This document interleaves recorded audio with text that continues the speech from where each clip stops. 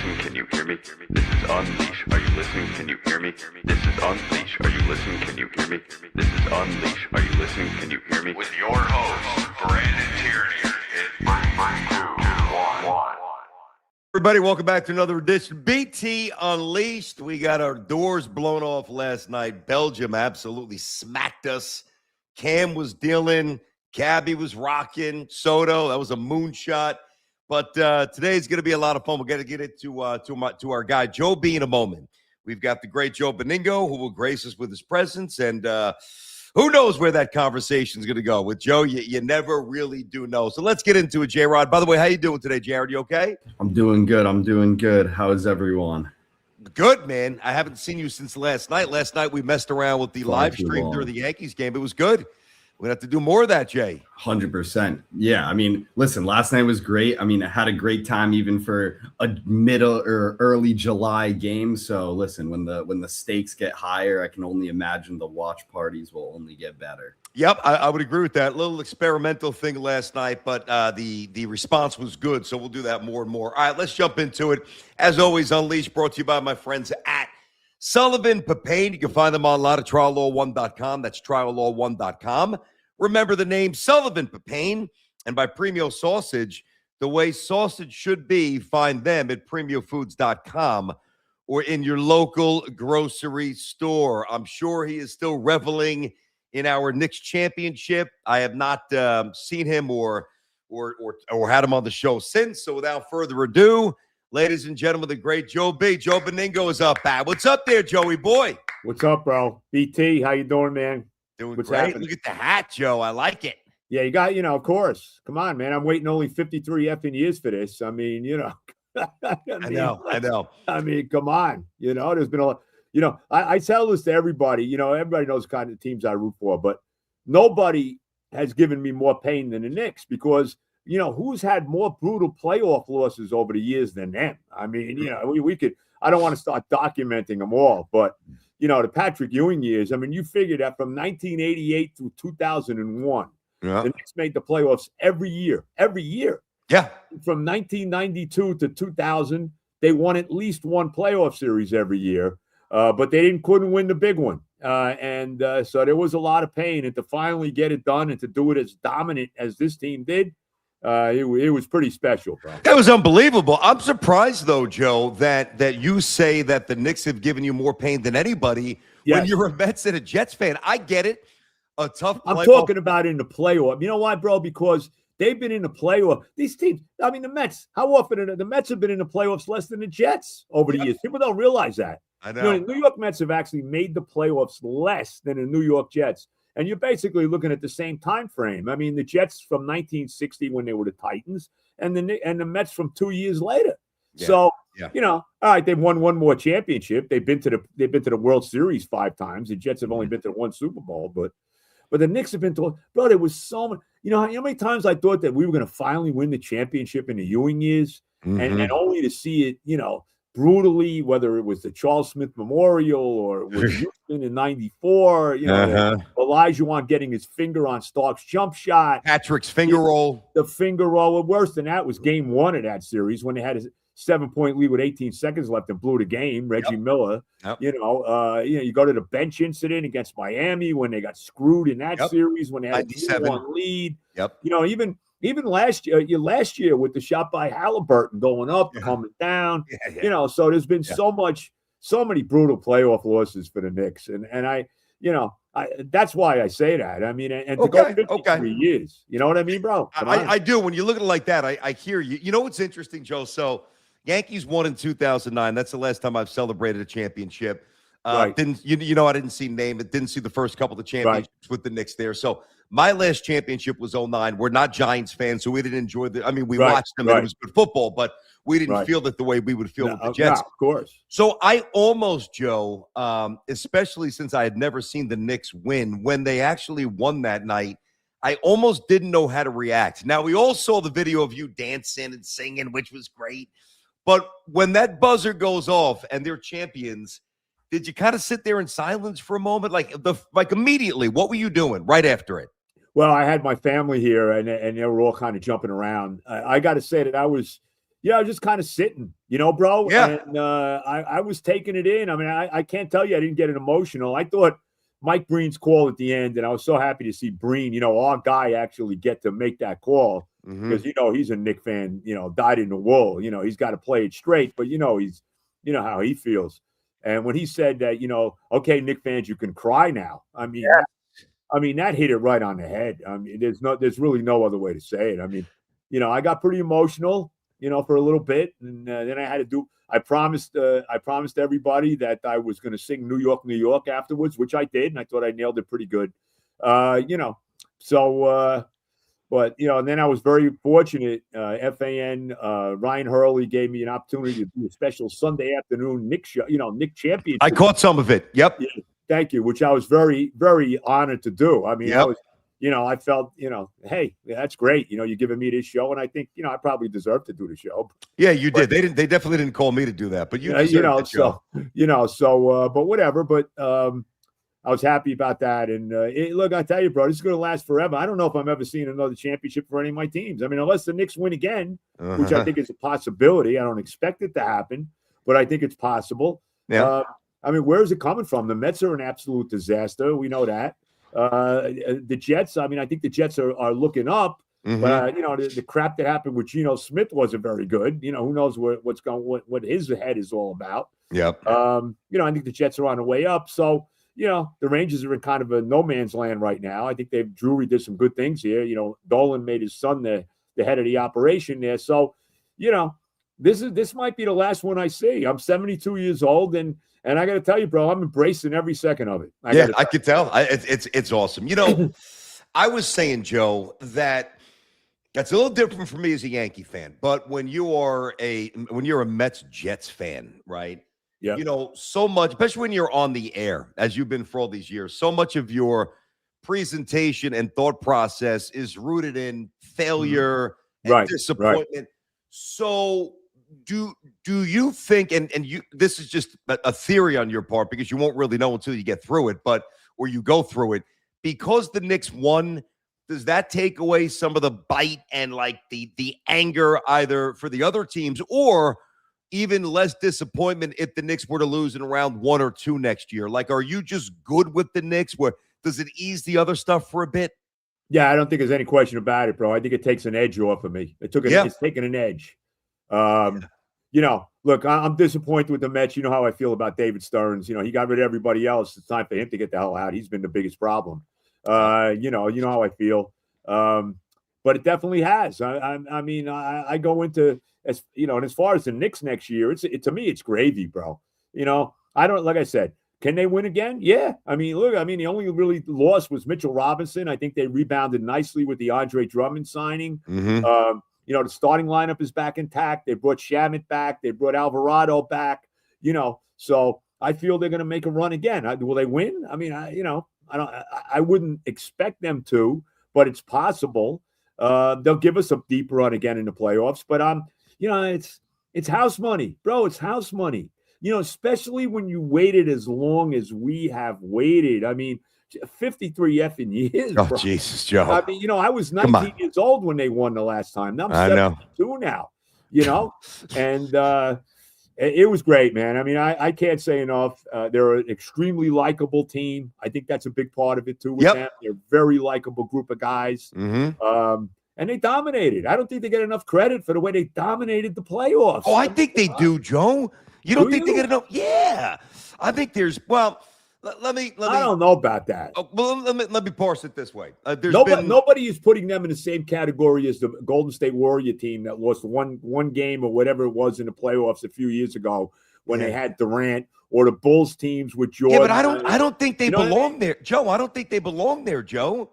Okay, but I'm just talking about at the dominant playoff run. Yeah, you know what I'm saying? Yeah, I do. Dominant. They were 16-3 in the playoffs. B. They won 9 straight games on the road. They won 13 straight games. They were killing people. Destruction. I mean, let's be honest. I'm with you. Yeah, I hear you. They blew through the East. And granted, the San Antonio games were tough games. I mean, those 5 games, they did it in 5. But every game was in the balance. There was no blowouts in that series, But I think that's the point. I'm not saying that they're the Bulls, the 1998 Bulls. I'm not saying that, or the 96 Bulls, or the 86 Boston Celtics, or, any of the great teams, the Laker teams of the 80s. I mean, but when you talk about a dominant playoff run, I mean, it's right up there with anybody. And by the way, Joe, here's the point, too. It almost doesn't, listen, they're not up there with Bird and McHale or Magic. No, but it doesn't matter. Doesn't matter. The fact that they've got the championship, we could at least have a surface conversation and throw them in there, even if people don't belong, think that they belong. Right. But if you don't have the championship, they'll, nope, you're not coming in this conversation. Get lost. Step back, Yeah. Yeah. No, look, I don't put them with it. I'm not going to say that. Look, if they ever won 2 in a row, then you got to start to talk. Then you got to start to talk about them. But just the dominant aspect. I mean, even the championship teams, the great teams in 70 and 73, which I embraced. I mean, when I was a teenager, and I can't tell you, I mean, Clyde and Willis, I mean, these are my guys. I love these guys growing up. And, they had some tough, they had 2 brutal 7-game series in 1970 against the Bullets, and in the finals against the Lakers. And in 73, they played a 68-win Celtic team that, by the way, in that 73 Celtic team with 68 wins is the most wins any Celtic team ever won in a regular season.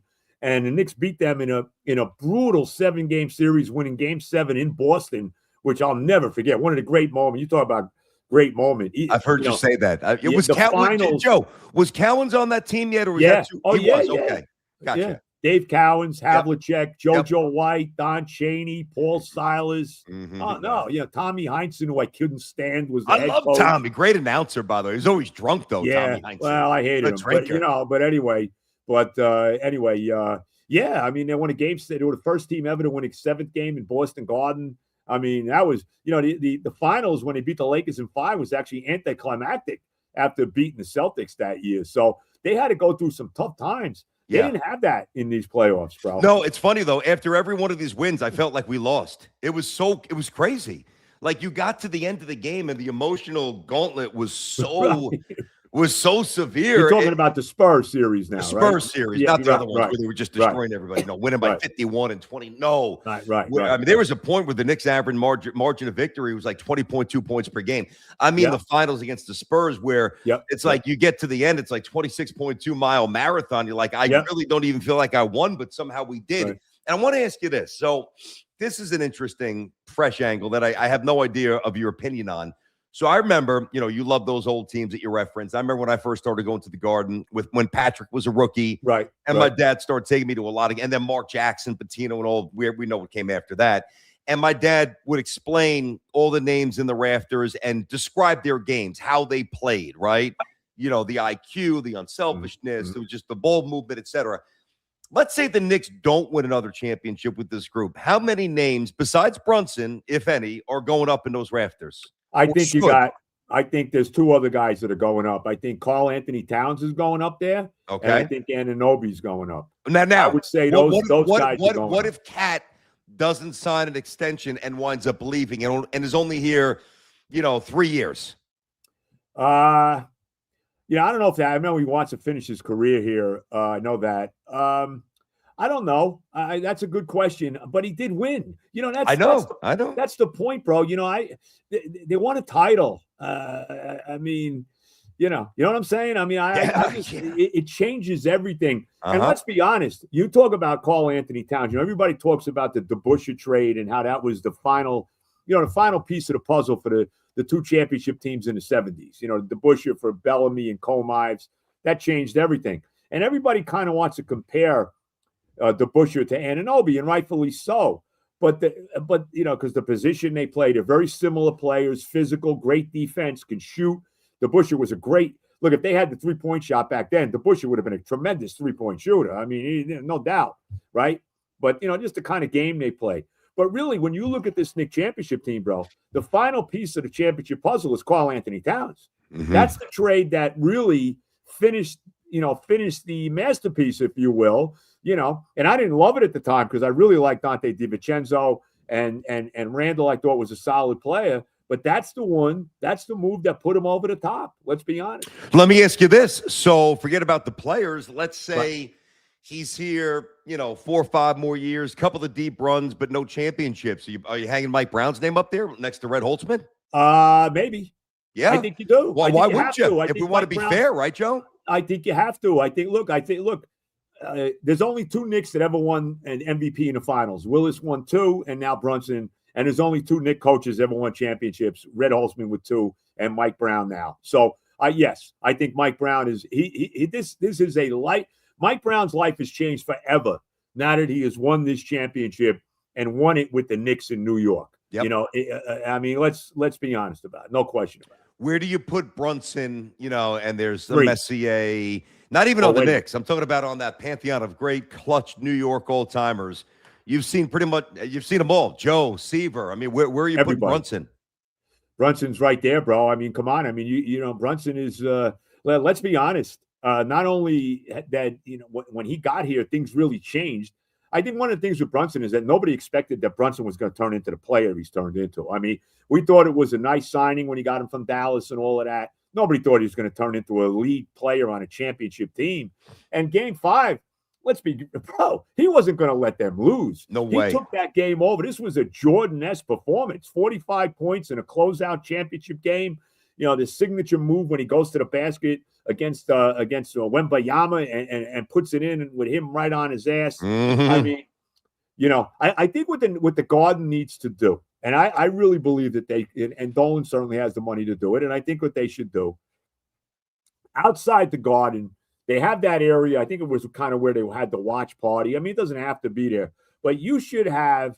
I don't know how I want to call it. Let's call it the Avenue of Champions. And you should have 3 statues on each side. Wow. Go ahead. For the Knicks, you should have Reed, Frazier, and Brunson. And for the Rangers, you should have Leach, Messier, and Richter. And that's where you should have I would call it the Avenue of Champions, and have those statues outside the Garden. That's a good idea, Joe. I like that, Joe. I haven't heard something like that. We've talked about statues, but you present that uniquely. No, one of the things about a statue thought is, you got to have OG's tip in. No love for OG out there? Well, I think look, the tip in is a classic. It's an all-time classic moment. I mean, there's no question about it. We'll never forget it. But those are the guys, though, bro, because to me, those are the 3 greatest Knicks of all time. The 3 greatest Knicks of all time are those 3 guys now. Brunson has moved into the 3rd spot ahead of Ewing, and there's still a chance for him to move up. I know some people think that he should be number 1, but I think a little of that is recency bias, guys that didn't see Clyde and Willis play. Okay? Wait, so you think Patrick's 4? Yes. Stop, Joe. Yeah. Come on, Joe. He is. He didn't win. I mean, come on. Of course. Where you putting him ahead of? Where are you putting him ahead of, bro? I didn't say he didn't win. I'm sorry, man. I love Patrick. Yep. I love him, man. But you know what? He didn't win. Brunson did. Patrick had his chance. No, I've got no problem, Joe. I put Brunson over Patrick. To me, the guy that you're not going to like this, that I feel like is a little bit overrated or embellished is Willis Reed. No way. That's what I mean. Bro, he changed. Ask Clyde Frazier about him. He changed everything, bro. They were in this franchise was nowhere. So were the Knicks when they got Patrick. They had the first pick in '85, Joe. They were terrible. They were terrible. But they eventually won with this guy, bro. This guy, you don't understand something. Willis Reed, in an era where you didn't win championships without the great center, okay? Seriously, you're back in those days. If you didn't have the big center, you didn't win, okay? Now, he only played Russell once in the playoffs. He didn't beat him. They lost to them in '69. They lost to them in a tough 6-game series in the conference finals. Whatever. He lost to Russell. That was Russell's final championship, and then he retired. But you look at the guys. The great centers he beat in the playoffs. He beat Chamberlain twice. Yep. He beat Kareem in the playoffs. He beat the great Wes Unseld 5 times in the playoffs. He beat Dave Cowens in the playoffs. So you got to look at that. Willis beat these. These are Hall of Fame all-time great centers. Every one of them won championships. Yeah. And none of them, and as great as those guys are, Joe, none of them can shine Jordan's shoes, and that's the one guy who kept getting Patrick's and Hakeem and Pat. Yeah, but Patrick, wait, hold on, Patrick lost to more than Jordan. I mean, come on. He lost to the Pacers. He lost to Hakeem Olajuwon. Yep. And I understand the Miami bullshit. That was bullshit. He got hosed. He should have never been. For sure. He got screwed. So I'm not putting. And he beat Miami. I mean, I know. He dominated Alonzo Mourning. I mean, they beat him 3 times in the playoffs. He owned Zoe owned him. Yeah. Yeah. Yep. But so to me, yes, he lost to Jordan. There's no question about it. It was the brutality of it is beyond. I can't even go on. But he also, he lost to Indiana and he lost to Olajuwon. He had a chance. Listen, I've always thought that Patrick was a little flawed, and whether it's missed foul shots or not a great passer, or not the best hands. We love Pat, but he was far from a perfect player. He wasn't Hakeem Olajuwon. We know that, right? No, he wasn't. But to me, like when you talk about Willis Reed, and we'll never know the answer, but what would Willis Reed be without Clyde Frazier? I would say I would say championship list. And who was Patrick's Clyde Frazier or Willis Reed? No, he had look. Who was it? Look, Willis played on a team that was a tremendous. Everybody on that team is a Hall of Famer. Tremendous. I mean, there's no question about it. But let's be honest with this too. They couldn't win without Willis. They had their chance in '72. They went to the finals and they got whacked by the Lakers in 5 games. Without Reed. And if Reed would have been healthy, they would have won another one, bro. If Reed would have been, oh yeah, they would have won again. They would have beat the Bullets in '71 in the conference final. They would have beat That's Wes Unseld, right, Joe? Wes Unseld, Wes Unseld, the Pearl was on that team too. That's right. The Pearl was on that team too. So yes, that Bullet team with Unseld, Gus Johnson, Jack Marin, Earl the Pearl, Kevin Lockery, Freddie Mad Dog Carter. Freddie Carter. That was a phenomenal basketball team. I love when you rip through the names. Freddie Carter was on that bad Sixers team that won like 9 games, right? Yes. Yeah. Wasn't he the leading scorer, Joe? He probably was. I think he was. But he was a very good. Look, the Knicks played from 1969 through 74. The Knicks played the Bullets every year in the playoffs and beat them every year but one in 71. Yep. So I understand what you're saying, but they could, you say he couldn't win without Clyde. Well, Clyde couldn't win without Willis. I get it. So, you know what I'm saying, bro? I do. And 2 MVP. Remember, he came back. And in that finals in 73, he had a great series against Wilt. And even though he was never the same guy after he got hurt in the finals in 70. Never. I'll be the first to agree. He wasn't the same guy anymore. But, he still was good enough that when he was healthy, they were able to win another championship. I got you. I mean, listen, a lot of this stuff, Joe, we've got to lean on history. We've got to lean on people like you and get your opinions for players I didn't see. And I want to hit some other stuff, so I don't want to belabor this too much. I heard, let me just tell you this too. And I heard the great Marv Albert, who, by the way, I think it's time for Jim Dolan now to mend the fences with Marv and get a banner up in his rafters for Marv. Let's do it. It's no question. It's a no-brainer. Yeah. So he should do that. But Marv Albert, and Marv will tell you how great. Look, he called all those great Jordan championships. Well, they were great, not for me, but those championships with Jordan in the '90s. And he always said the only guy. He said Jordan was the toughest competitor he ever saw, and he said the only guy that came close to hit Jordan in competitiveness was Willis Reed. I could believe it. That's coming from Marv. Yeah. So I'm just. Yep. That's some scout report. I mean, that's a stamp right there. Right. But the thing that it's interesting, and it's obviously opinion based here, right? Sure. But to me, when I was growing up, and like when Pat eventually broke Frazier's mark and a lot of the records, right. And I don't mean when I was like 12 or 13, but then older when Patrick was winding down, it was always whether it was Breen or John Andres or Jim Carvelis. Remember Jim? Yeah. Of course, right? Doing the Knicks on Channel 9. I remember Marv even did games with Butch Beard for a while. Yes, I remember Butch Beard, absolutely. But it was always, as they tried to characterize and assign levels of greatness to the Knicks organization, it was always debated, is it Clyde or is it Patrick? It was never, is it Clyde, Patrick, or Willis? You're one of the few that puts Willis right at the top. Look, Willis Reed, I can't say enough. I had the night of the championship game, I had the Willis Reed jersey on. Oh, you did? Oh, yeah. Nice. I love Willis. I mean, I got to tell you, man. I mean, he's my guy. I mean, you can understand. I started watching the Knicks in 1962. My father, may God rest his soul. God bless your dad. I actually, it's funny. I went to for the 4th of July. We went to the cemetery to see Dad and I wanted to put a couple American flags because he was a prisoner of war from the Germans in World War II. I wanted to put a couple flags up. And I said, Dad, I kissed the gravestone. He never got to see any of the titles. He died at 67. But I said, Dad, we won. I told him the Knicks won.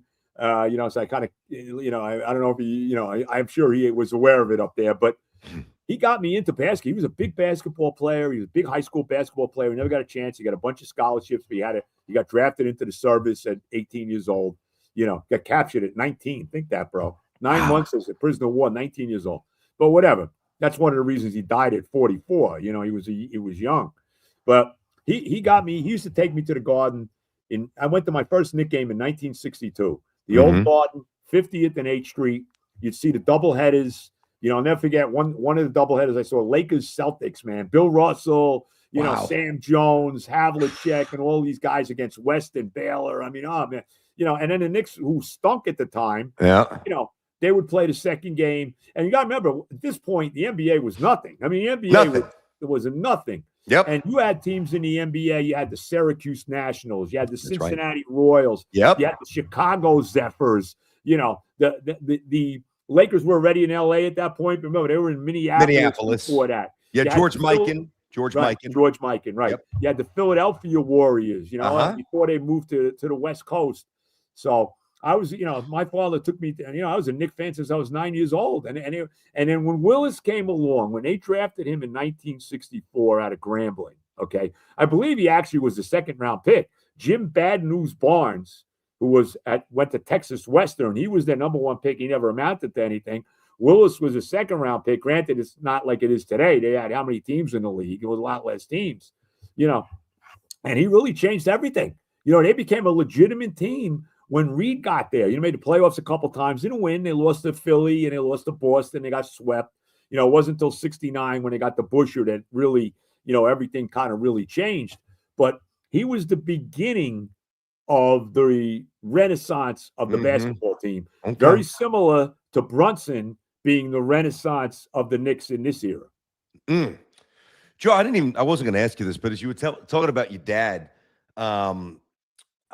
do you, this is very personal, but I know that you can handle it. It's not out of bounds. Like, do you ever get over, it sounds like you were tight with him. Do you ever get over him just not being here anymore? I can't imagine. I can't imagine my world without my parents. I really mean that. Yeah. Well, it was I was 13 years old. I was about a month away from my 14th birthday when he passed away, and he had a heart attack. And my father was an unbelievable. Like I tell everybody, my old man, he also was Joe Beningo. My old man he'd make me look like a wallflower. Now I think I got a pretty good personality. You know me a long time. Yeah. He forget it. He was crazy a little bit. But I think part of it had to do with, I think he had whatever that syndrome is that they get when they go to war. And nobody knew about it. Look, you can't be a prisoner of war to the Germans for 9 months and not have that affect you mentally for the rest of your life. I agree. There's no way you can't. So, but he was everything to me, my old man. And when he died, it changed my life to the point that I felt like, okay, because the other side, and I love my mother and my grandparents were great. We went to live with my mother's parents, my grandparents, and my grandmother did so much for me. She taught me how to dress, really, different things. But they were a little bit, they were always pushing me. Oh, you got to be a doctor, you got to be a lawyer, you got to be this, you got to be that. I actually almost got drafted, and I was going to get drafted if it wasn't for Nixon stopping the draft. And they were pushing me to go into the reserves, and I don't want to do any of this. I said, look, if I get drafted, I'm going. My father was in the war. I'm not going. Thank God I never had to. But I probably would have. I would have had to go to Vietnam if I would have had to go. I would have went. That would have been the end of it. But whatever. But I kind of, because he gave me what my father gave me was the strength to go against what I was being pushed to be with my relatives and to stay my own man. Wow. And believe in myself, and to eventually get to do what I did. And I think the only thing that my biggest regret is that the old man didn't get a chance to see it. He didn't get a chance to see me finally, say, wow, Beningo's look what he's doing, Yep. in his life now. So, you know, Well, it's interesting because for you to get that strength from him, and you were only around them for 13 years, and let's face Yep. it, the first couple of years we have no recollection of our right, first right, 2 or 3 years right. on Earth. We just don't. Some more vivid memories than others, but 2 years old, nobody remembers that. My dad's 83, knock on wood, still healthy. God bless him. Yeah, no question. Great guy. And I've had, 8 decades. Well, I mean, I haven't 8, but I've had now Mhm. I'm 53. I just turned 53. So I've had, 47, 48 of cognizant real years where Sure. he's been able to shape me. And I'm not saying it was always easy. He was hard on me with certain things with school, whatever. And I'm glad that he did. But to get that in 12 or 13 years from your dad, that's powerful, Joe. It's very powerful. Yeah, he was a major influence on my life. He got me involved in sports, all of that. I mean, he took me to like I told me, my father, I'll never forget, my first recollection of sports was the 1960 World Series, the Pirates and the Yankees. No. Okay? That's my first memory in any sport. And I'll never forget my father. You got to remember, there's no Mets at this time. I'm a 7-year-old kid. I'm in this area, and the Yankees are everything at this point. The Yankees have been the dominant team in baseball forever at this point in time. Yeah, I missed those days, Joe. Yeah, I know miss you them. do. I get I it. can't stand this team. I get I it. miss them. I get it. But I grew up with the Mantle Maris Yankees. I mean, this Yep. is the teams Whitey Ford, Moose Elson Skowron. Howard, all Moose. these guys. Yeah. Right. Moose Skowron, right. Bobby Richardson, Tony Kubek, Cleve Boyer. We go on and on. Yep. Hector Lopez, Mhm. they one of the great, they went, when I was a kid, they won 5 straight championships, 5 straight pennants from 60 to 64. They only won 2 championships, but still they won 5 in a row. Yep. And I'll never forget my father in 1960, he says, what I'm going to do, he says, and I'm obviously rooting for the Yankees. I'm a 7-year-old kid. Like I said, there's no Mets yet. And he said, I'm going to get you the hat of the team that wins the World Series. And I figured, the Yankees are going to win the World Series. I'm going to get a Yankee hat, right? Yeah. And of course, I'll never forget coming home from school, and I'm 7 years old. So, I mean, I didn't really, I wasn't paying attention to every pitch of the World Series, but I watched some of it. And I come home, and my mother tells me, I go, who won the game? Because I didn't know. You're 7 years old. We didn't have our transistors back then doing that. And she says, the Pirates won. And I'm like, I remember crying. And my father comes home. And my father comes home with a Pittsburgh Pirate hat. Now, it wasn't like today where you could buy basically a hat that Roberto Clemente wore. Yeah. Do that anymore. Yeah. But he had like this makeshift pirate hat. And I'll never forget being all upset about it. But that was my first. That's Bill Mazeroski home run, really my first memory in sports. Right over left field, right? Oh, man. Yeah. Over Yogi. Right over Yogi. It goes out. Yogi playing the outfield. See, right. Hop on Amazon. You got it today. What do you want? my Brunson? God. Do you want Forget the retro? Do you want the black one, the white Whatever one? you want. What do you Right. want? They'll be here 100%. today. Right. Where did you guys even shop for that stuff back then? Where did you get that stuff? I don't really remember getting memorabilia till, as far as that kind of thing until a lot later. I mean, it was, because it wasn't like sports. Bro, I tell this to everybody, and I think I was fortunate to be born at the right time in sports in America, because being born in 1953, okay, I got to see the evolution of sports in this country. I mean, just think about it. I saw the AFL and the NFL. I saw sort of how the NFL turned into the mega business that it is now.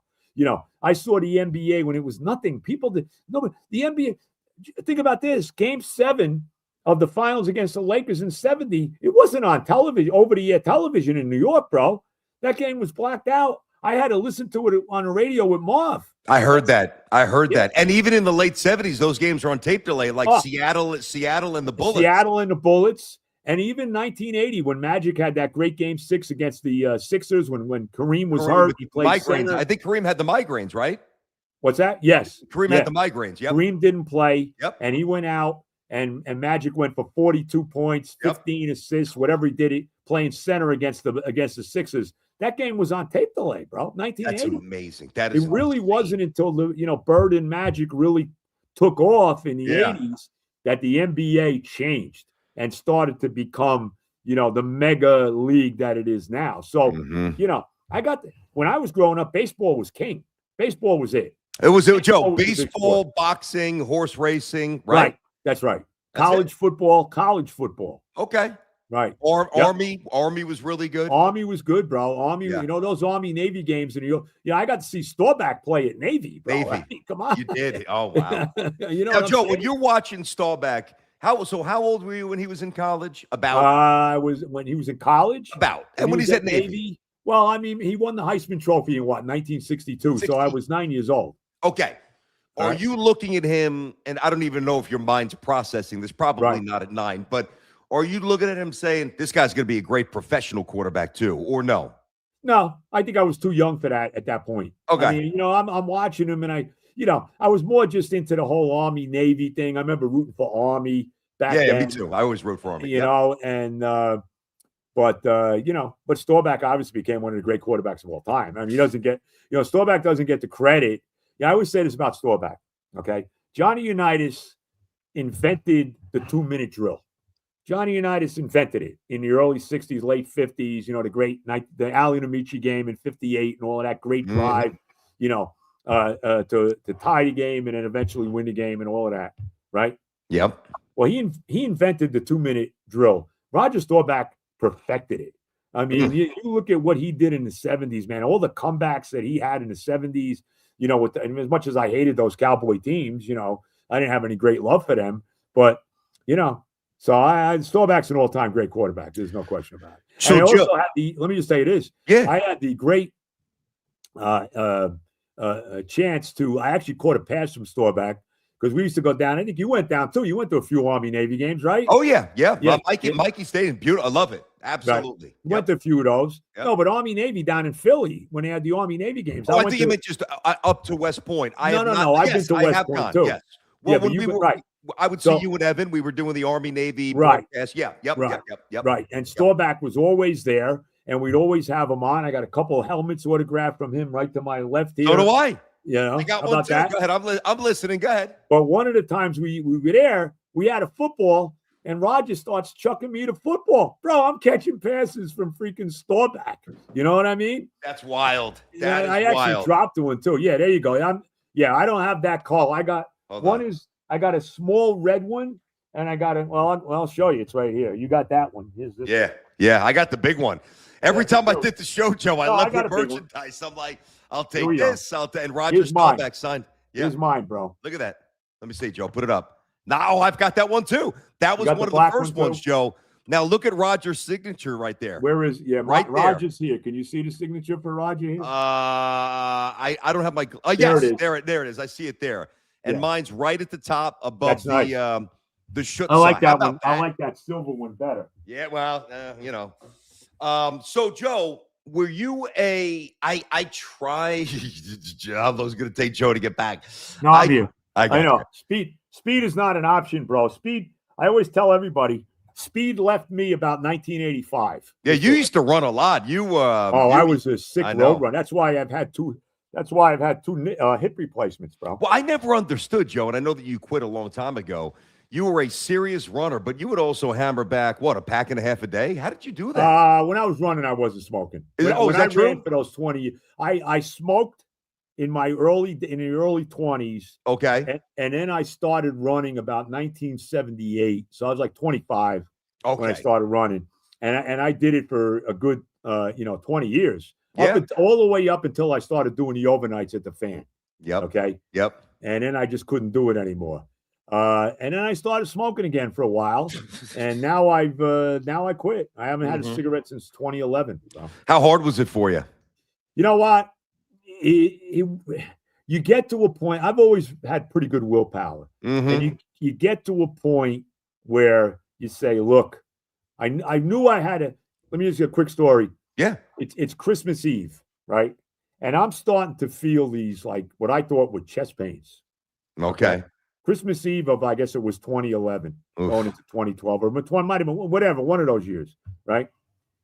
So my wife, I go to the hospital, finally say, look, as much as I didn't want to do it, I said, let me go to the hospital, okay? So I'm smoking. I was smoking at this time. So they take me into the hospital, and I had to stay overnight. And I had been Christmas Eve? Yeah. God. Oh, yeah. All right, keep going. Right, it was terrible. So I I said to myself, well, you're not going to be able to smoke in the hospital. Okay. Yep. So I said to myself, if you can get through this night without smoking a cigarette, there's no reason you ever have to smoke again. Wow. That's what happened. And I never smoked again. That's how you stopped? How many were you smoking a day? Over a pack, right? I don't know if I was over a pack. I was probably right around a pack. Because I remember, Joe, when you and I were at SNY together for many years, you doing Daily News Live, and I was going on after you, The Wheelhouse. For those of you who remember it, you remember it. You were going out for smoke breaks during TV shows. Yeah, no question. I remember it all the time. No doubt. Wow. Yep. Yeah. So I was going to so that was it. I was able to, again, you got to understand, I had been building up to it, bro. I mean, because it was getting to the point where I said, you know what, I got to stop this. Yeah. You know? Yeah. That was the vehicle, having to go through an entire, 24-hour period where I couldn't smoke. I said, man, if I can get through 24 hours, I could do it. I don't have to do this no more. Did you ever jump in? Did you ever jump into cigars? I'm just not a cigar guy. No. I'm not a cigar guy. No. No. You know this. You know me. I'll smoke the ganja. It's legal. Yeah. Now. I can go in. It's really mind-boggling that I can walk into a store and just, I can buy this, and it's crazy. What kind do you like, Joe? You got to have a specific type. What do you like? You know what, bro? I don't. They got all kind. I don't like to be. I like to. I love to do a little bit playing golf. Although, no doubt. I know you do. But I don't want to be. I don't want to be wasted. You can buy some of this stuff with THC through the roof. 30%. I don't want that. I remember Joe. I remember reading an article where I think it was in Rolling Stone magazine, and this was a while ago, and it's gotten even more potent since with all the dispensaries and everything. But they were comparing, from the hippie era, 60s, early 70s into the disco era, mid 70s ish, where the level of marijuana is like 1%. Right. Now it's they got some of these seltzers that have 50 milligrams of THC. Well, that's why when the good thing about when you buy it legally now is it shows you the amount of THC in it. Yeah. Okay. Yeah. You know what it is. And I'm very aware of that. And I don't want anything that's going to prevent me from doing something I really want to do, like playing golf or just, just having a nice hanging out by the pool. Having a nice little buzz on. I don't want to be incoherent. You know what I mean? You've heard it, Joe. You know what I mean? So that's where I'm at. But I never thought, when I was in college and used to buy like an ounce for $20, which is now for $20, maybe you'll get a 3-pack, something like that. All right, you got to be honest here. You ever do a show high on the fan? I'm going to give you an honest. I'll give you an honest. Okay. What I would do, I'll give you a couple different things. What I would do was when I was doing television, okay, because back then, remember, I'd be on 10 to 1, and then my TV show on what do you call it? SNY wasn't starting until 5 o'clock. I remember. So I had a lot of time because you can't go home, not going back to Jersey. No way. No. So I get done at like 1 o'clock doing the radio show. And I got 4 hours to kill. Now, if it was a nice day, what I would do, bro, the pier, which was, the pier was not too far from where where the radio station was. I remember.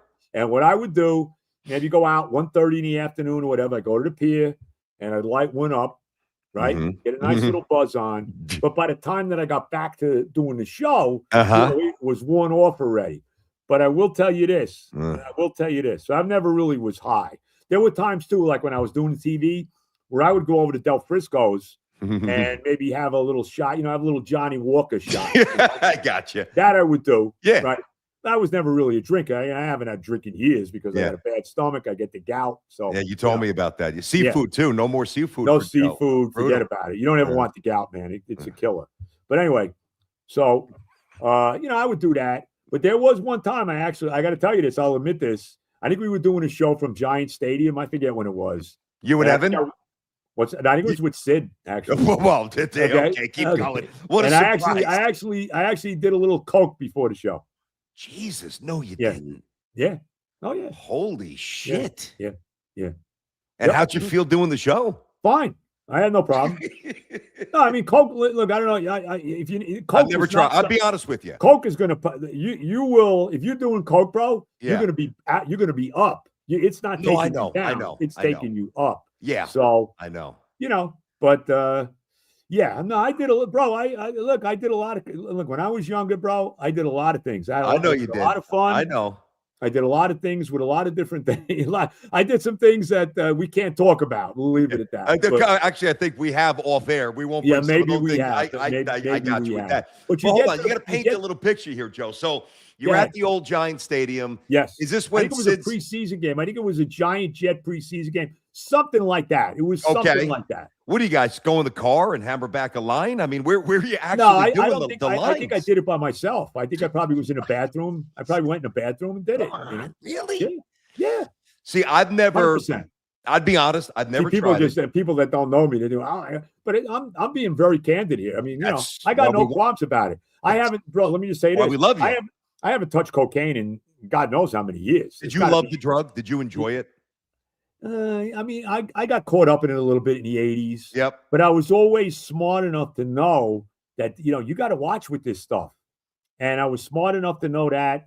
And when you get to a certain point, you can't do it anymore. I mean, you get to a certain age, man, you can't do this shit no more. I got friends of mine who are in their 60s, still doing this crap. Really? Specifically one buddy of mine, and I tell him, bro, you can't. What are you doing? You can't. It's okay. You want to smoke pot? Yeah. Fine. He likes to drink too, whatever. I'm not a drinker anymore. Yeah, I got you. I never really was. But you want to smoke the pot, that's fine. But you can't be doing the freaking coke anymore. Especially when you get to a certain age. Yeah. That stuff. You're playing with fire, bro. You're playing with fire. I was always scared of that. Listen, my dad's also a retired narcotics detective, so I was always scared of that. And listen, full disclosure, I probably, even though I was an athlete in college, I probably would have tried that. I've never tried it once, right? Right. Good. And I've tried other stuff. I've had fun, but when Len Bias died, I was 12, Joe. Yeah. And now I know. I'm looking at this guy who's built like Zeus and jumping out of the gym, and you saw Lenny play. I mean, he may have been the next great one, and the Celtics may have kept going with that. Maybe because he would have taken the baton from Bird, McHale, Parrish. Those guys were aging out. Reggie Lewis. Well, he would have been playing with those guys because that was like 1986, 85, 86. It was 86 because Patrick was number one in 85. That's Lenny was not in. So 86 he was going to play with those guys. Yeah, so you could only imagine how good that team was going to be. Well, that's what I'm saying. Like they wouldn't have stagnated. Right. They would have kept going, and maybe it remained a dynasty if he was as good as many of us think he would have been. Right. I haven't seen many college players like Lenny Bias, but I remember sitting in my basement, and my buddy Pat and Tim, we were going to play basketball at the park, and they knocked on my door, and I didn't even have ESPN yet at this point, Joe. So I think I may have been watching The Price is Right. It was like 11. Yeah. I think I heard about it on I think I probably heard about it on the radio. You probably wherever did. I heard about it. Well, because you were working, you were in the workforce at that point. I was at home. I was 11, 12 years old. Right. And I remember they broke in, special report, and I'm pretty sure it was during The Price is Right. And it was so jarring to me that I just never did. And I'm not trying to sound holier than thou. I'm literally the only one of my friends who never tried it. I mean, Joe, I would come back from college. And, obviously I'm coming back home. I'm staying at my parents, but we're going out every night. I'd have buddies doing it off keys in the back of taxis. And it was just it was everywhere. And the thing is, my personality, I would have loved it. I would have loved it. I know I would have. Right. I would have been doing this a lot. I can handle that a little bit. Well, the problem with that would have been dangerous. If you're doing coke, you could drink all night. Well, you just keep drinking. Yeah. It doesn't really even affect you.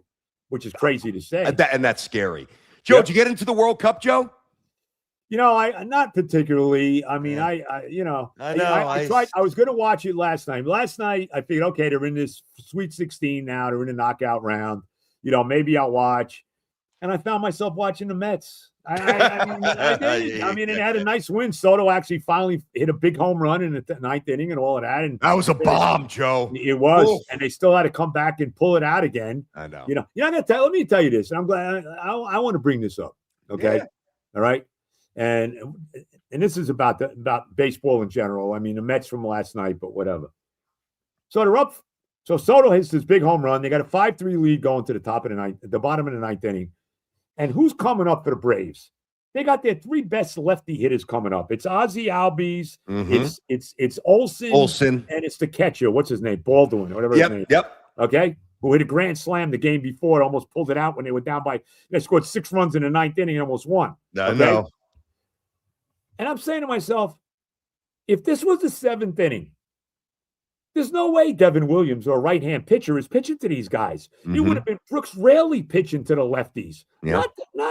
And just because Devin Williams is the closer, you got to have him pitch to these 3 big lefties. And what happens? And by the way, a night after he threw 27 pitches the night before, Yes, to get out of that game. So they put him in, right? Immediately, Albies double down the right field line. Right after that, Olsen, 2-run home run. Williams doesn't even finish the inning. They got to bring Raley in to finish the inning, and they get out of it tied, and they're able to win it in the 10th inning. Torrens gets the big hit. that's a big hit. 2 strikes, slider. Nice. I love swing. Torrens. I love He's a good Torrens. ball player, yeah. You know what? I know the Yankees need a catcher. I would trade Francisco Alvarez to your team in a nanosecond, and I would trade him to you for a Mickey Mantle bobblehead doll. Joe. I'm not an Alvarez guy. I think he's out of shape. He stinks. Torrens is a much better player. Look, he's not the hitter that Alvarez is. Alvarez can hit some home runs and all. This guy's a 100% better all-around player than Alvarez. Yeah, I respect Torrens. He's a good pro. Yeah, he's a good pro. That's what he is. So you watched the Mets, but you didn't get into the World Cup at all. And I tried, Joe. Yeah. No, I really couldn't. I put it on a little bit. I had it on at the beginning. I saw the first goal. I stuck with it. By Belgium. Yep. I saw the goal that we got to tie the game. Yep. And I said, okay, well, let me see for a while now. And then, like, within 2 minutes, they're scoring the go-ahead goal again. Yeah, they destroyed and before you it. know it, it's 3-1, and I'm like, I'm watching the Mets. Yep. Yeah, that's what it's funny. I was saying, I was doing I tried it last night for the first time. I did like a live show, and I watched the first 8 innings of the Yankee game. Little commentary, chats, whatever. And we're going to do that more for the Jets and some big, Yankee, hopefully Yankee playoff games, etc. I was talking about the World Cup a little bit, keeping an eye on that. I know Belgium scored first, then we answered right away. And then it was boom, boom, boom. We lose 4-1. We get smoked. Our best players didn't play well. We played soft. We weren't aggressive. Embarrassing performance by us. But I was saying on the show to my audience, I'm like, if I didn't play it as a young kid, I can't feign that deepest level of interest like I have with baseball, basketball, and football. Of course. Golf, we play golf. We're not great, but we play, so we watch all the golf. We understand the game. Yeah. I was never on a soccer field for 1 second in my life as a player. I don't really understand the game, and I just can't. I want to get into it a little bit more. And like when my daughter plays, I'm all into it. But watching Team USA, just outside of wanting the United States to win, I got zero interest, Joe. No, I couldn't agree more, bro. It wasn't for me. Look, I'm very happy for the country that it's been so great, that this event has really hit it big in the United States. Yep. I'm very happy that the people from other countries that have come here are embracing the country. They're going to Chick-fil-A to get, Cracker Barrel, and they're loving every second of it. And I love that, because, our country gets a bad rap. Yeah. I don't want to get, where I am politically. I don't want to get into all of that, but I'm very happy. I'm very happy about, that aspect of it. But soccer, my one regret as a young kid is I wasn't playing golf when I was a kid. I hear you. That's my biggest regret. That I didn't start playing golf till I was in my 40s. Yeah, thanks to Jerry Recco. We finally dragged you out of the course, right, Jerry? That's exactly right. And I think I hit one good shot that whole day, and for some reason I was hooked on it. Yeah. And I always kid around, and I say it took me 20 years to get bad, but there's a lot of truth to that. And I think I'm pretty decent now. I mean, am I going to score? Am I going to consistently be in the 80s or anything? No, never. I'm not. My putting isn't good enough. I'm not a good. That's my one aspect of the game, and that's what the game is all about. And I mean, you get to the point you can. I hit the ball good enough. I know you're straight. You get off the tee well, Joe. Very good off the tee. Yep. The rest of my game is getting a lot better. And I'm basically I play from the senior tees. You should. I do. I mean, I don't know. I see these guys, bro. You play with some of these guys. These guys, they have no business, but they're playing from even the white tees. What are you doing? Yeah. What are you doing, bro? You know what, Joe? You know what it is. It's an ego. It's a refusal to admit that you're getting older. I get it. Yeah. And I could say this on. It's like it's my Schwanz is bigger than yours. You know what I mean? They can't get over the fact that it's not. and look, it's a tough enough game. If I'm playing like, let's say 50 yards less than you are from the white, and usually it's not even that much. I know. Come on. I know. I I mean, know. No, I got you. I can't play 560-yard par fives, bro. I Oh, can't do good that. God almighty. Do you know Of one course time, not. Joe, I bet you've never encountered this. One time it happened in my life. I Right. played a par 6. You ever been on a yeah? Never. I've never seen a didn't- par 6. I didn't think so. I'm not even remembering that. Maybe somebody in the chat. What was it, like 700 yards? It was about 690. It was down in Myrtle Beach. And Okay. is when we Par first started. 6. Yeah, is when we first started going. I was like 23. I'm swinging from my heels. I probably got a 7 or an 8, whatever I got. But Joe, the hole would not end. And that's what it would feel like, if my Right. dad or Yeah. you, Yeah. even though my dad's older than you, tried to play. Like to me, even for me now with kind of a modified swing just to try to, put it in whatever.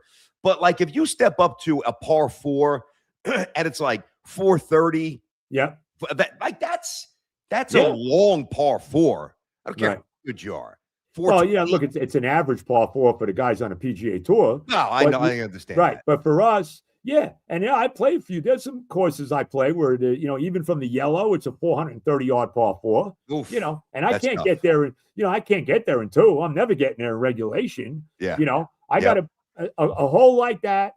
I play it to get there in 3, and I'm putting for par. Okay. That's about the best I'm ever going to do. The only way I could ever get a birdie or anything is I'm going to have to hole it out from wherever. That's the only way. Or a par 3. You stick it near the and you got par 3. 3. Four hole I in got ones. I got 4 holes in one. So That's- I mean, But let which me is ask you crazy. this, Joe. So to me, hitting a golf ball pure is obviously very hard. There's so many things Right. to take back and Right. to follow. Right. Okay. Right. Do you actually practice putting? Because think about the amount of things that could go wrong in a full golf swing versus putting. Do you Yeah. actually practice putting? The only thing I actually practice a little bit is putting. That's it. You do. Yeah. And you still haven't gotten better? Bro, you know what? Sometimes, look, putting is so hard. I mean, you know what? I love I putting. leave so many goddamn numbers on the I'm board. sure. Yeah. The 3 putt. To me, the worst thing. Here's the worst thing in golf. I don't even think it's close. It's one thing if I hit a couple balls in the water and I have a bad hole and I hit some bad shots. Okay, I hit bad shots. There's no. It is what it is. You live with it. But when you put one on the green in regulation, and you got a birdie putt, and you're sitting there from 10 feet out with a birdie putt, and you 3 putt for a bogey, that's the worst thing in the world. That to me, That's a that there is nothing worse than that. I'll live with the bad hole. I'll live with the hole when I'm hitting. Like I said, maybe I hit 2 balls in the water. Okay, maybe I'm in a bunker I can't get out. Yep. Okay, I'll live with it. But if I hit a great shot and I'm sitting on that freaking green with a chance to at least, no doubt get at least the par, Yeah. and I don't, that's the worst, bro. That Worst. might be, as you lay that out, where, let's say you're, 9, 10, 11 feet away, you're sitting to whatever it is, and you got a pretty good look at birdie. Right. And you roll it by, or you're short. I mean, usually, if anything, I miss it, I probably, roll it by. But either way, short by 6 feet, long Whatever by it 6 is. feet, Whatever it is. and then you miss the next one, and you just tap it in. It zaps you. Yeah, I don't know that there's more a deflating feeling than that. Yes. I agree I don't with think you. there's any question. I'd about rather it. pump one in the trees, bang one in the because water. at least you hit it. You made a bad shot, Yeah, but yeah, here yeah. you made a great shot. Yep. You got yourself in position to minimum get the freaking par. Yeah. And then you 3 putt. And Yeah. to me, that is deflating as much as anything. I want to ask you this, Joe, and you started, and we all know, and I'm not even looking to get into this, but I do want your thought because you've seen so much, right? So anytime you listen to Joe will mix in his politics, right? And when I have him on with me, even though we agree on some of the same things and some things we don't, it's all good. That's the world. Joe, I appreciate Joe always saying, I'm not going to get into it because you respect the audience. I do appreciate that, right? Because I don't want to shove that down anybody's throat one way or the other. But Joe, you've seen so much, whether it's, the riots in the late 60s and the civil rights movement and the late 70s. I remember my dad telling me when they bought their home, it was like, 19, 20% mortgage rates, the gas shortage. I mean, there's lines around the corner. You got to go on rotating days. Yeah. We've seen a lot of stuff not to mention the depression in 29. You didn't see that. We've seen so much. That was before me. I know it was. No, for sure. I know. Yeah, I know. I get it. Right. In American history, do you at least think that we've made progress in terms of how we feel? I almost feel like it's gotten worse, but you've lived more than me. I would love your opinion. Here's my on that. feeling about now. Okay, look, I've been, I've lived, when I was born, Eisenhower was the president when I was born. Yep. Now I don't really remember, too much of him because basically his entire 2 terms were like, from my birth until I was like 7 years old, Mhm. and then Jack Kennedy, became president in 1961. I was 7 years old and all of that. So I remember all of that from here. Here's the issue with the country right now that concerns me more than anything. And you don't have to like Donald Trump. This isn't even about him. I mean, Yep. you like him or you don't like him. We all know what kind. He's a polarizing figure. I think he's the most important figure in the last 50 years, without a doubt. I don't think there's any question about it. But whatever, whether you like him or not, the concern has to be what you're seeing on the other side, where you're seeing these communists like Mandami in New York, all these different people that his proteges, if you will, that are winning primaries, a Democratic primary. What's going on with the radical Islamic movement in this country? That's concerning, bro. Because God forbid, and I really mean this, God forbid those people on the left, because the Democratic Party, this is not the Democratic Party of Jack Kennedy or Lyndon Johnson or even Bill Clinton or maybe even Obama. Okay, I mean it's so radicalized to the left now, and you got communism. And you got this guy Mandami. If you saw his speech on the 4th of July, all he did was rip the country, bro. It was the most negative thing you've ever seen. I mean, you got to be kidding me, okay? God forbid, and he's a dangerous guy. Mandami's, let me tell you right now, he's the top guy in the Democratic Party now. Make no mistake about it. Okay, he's got a lot of charisma. He's got that big smile and all that nonsense. Okay, God forbid these people ever take over, bro, because this country will never be the same. Well, let me ask you this, Joe. Never be the same. I'm gonna Okay? let me put the people. I'm glad that I'm the age I am. I don't want to be on this earth. Well, that's where I'm going. They Joe. ever take over? That's forget about even that from the political aspect. To me, the thing that worries me the most for my children, for their children, is the lack of civility. And you have managed to have a great toward each other. And politics is the impetus for a lot of that. But, it's such a faceless existence now without any repercussions. And you've managed to have a great career without having to lean on social media. But for an entire, now multiple generations growing up with social media, like there's no, there's no real boundaries. There's no barbed wire. Oh, I got cut. I can't go there. Let me now recalibrate, realize that's not how you act. Politics are one thing, and I don't even want to get into them anymore. I'm talking about how people just talk to each other. You have to notice the way it's devolved, right? I mean, look, it's sad. One of the big problems in this country, maybe the biggest, is what's happened in the education system in this country. These kids now are growing up, bro, and they're being taught that America's no good.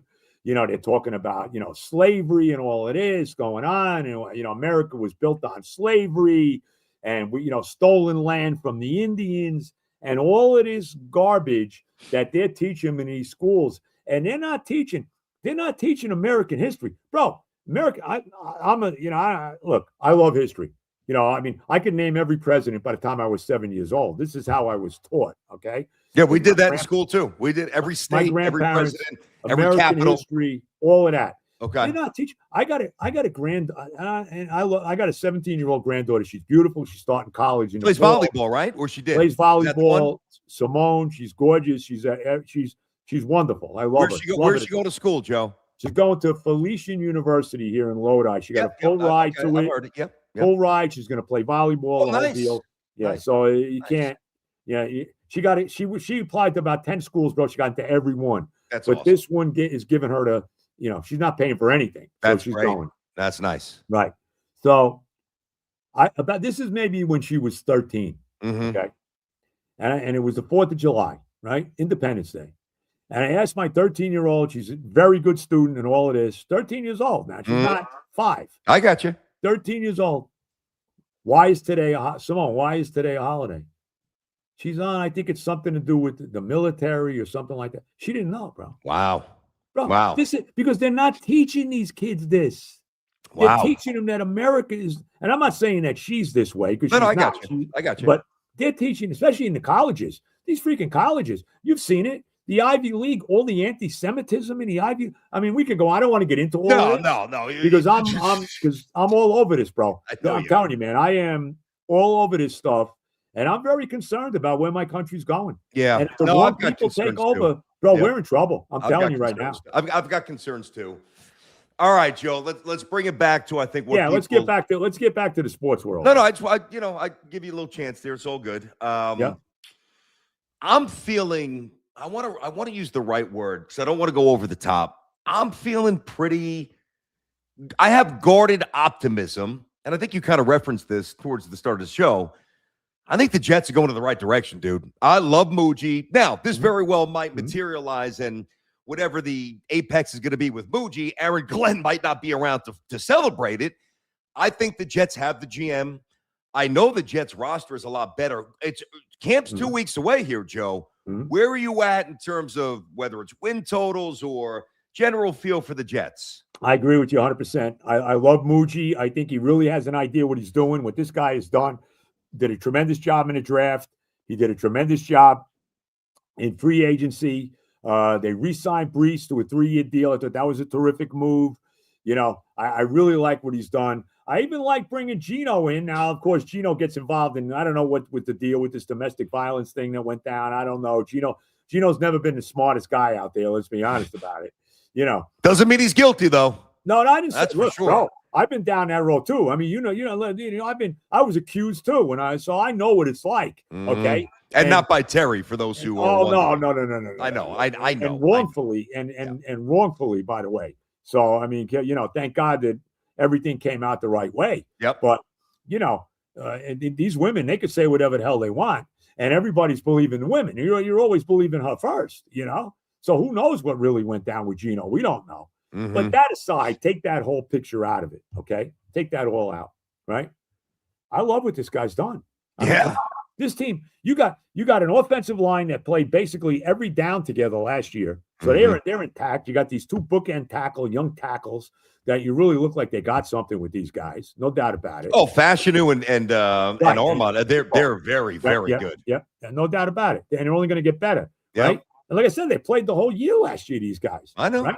Yeah. You got a big time back in Brees Hall, who I think now with Frank Reich as the offensive coordinator, he's going to be used a lot differently. They didn't throw the ball to him last year. Part of it was because they had a quarterback that couldn't throw the ball. I mean, one thing we got now is a quarterback. We know Gino can throw a pass. That we know. He may throw picks, but we know Gino can throw the ball down the field. Justin Fields couldn't throw the ball down the field. I mean, let's be honest about it, But Wilson is back. I love this kid Mitchell. They got in the absolute fleecing of the Colts for Sauce Gardner. Yep. Which to me is one of the great trades. I mean, unbelievable what Mucci was able to do in that trade for Gardner, who I thought was completely overrated. You got Mitchell. You got this kid, this tight end, it's Sadiq that they drafted. Kenyon Sadiq from Oregon runs a 4.40, Joe. Right. The kid from Indiana, Cooper. Yep. You know the kind of winner he is. I mean, that great catch he made to beat Penn State last year. We'll all remember that from Mendoza. You love it. The cornerback he drafted in the second round. And I'll tell you this too, also from Indiana, Pons. But I'll tell you this too. And watch out for this guy, okay? This kid Klubnik that they drafted in the fourth round, the quarterback. This was the guy that I really believe Muji, they were targeting him all along.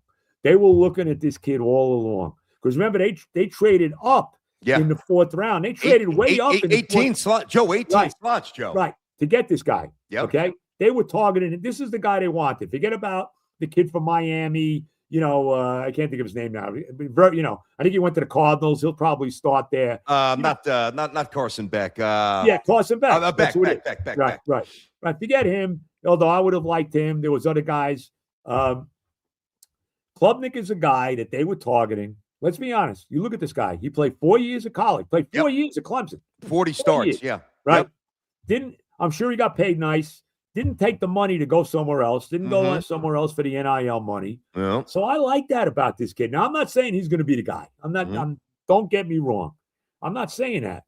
But I would like to, at some point this year, look, they're not making the playoffs. It would be nice to see them at least be in the hunt for the playoffs. That'd be nice. Like if we're still alive in December would be good. That would be nice for a Well, change. don't you I think they so? will So be. that, and that's the point, Joe. Like, I agree with everything you're saying about the Jets here. We're on the same page, but with that has to come an expectation, and this gets really to Aaron Glenn. Right. I don't want to put a must win on week 1 against Tennessee, but it's a really important one because Well, then you got especially when you look at what they're playing right after that. the NFC North, which might be the best division of football for Right. sure. You got that Right. gauntlet back to back to back, Right.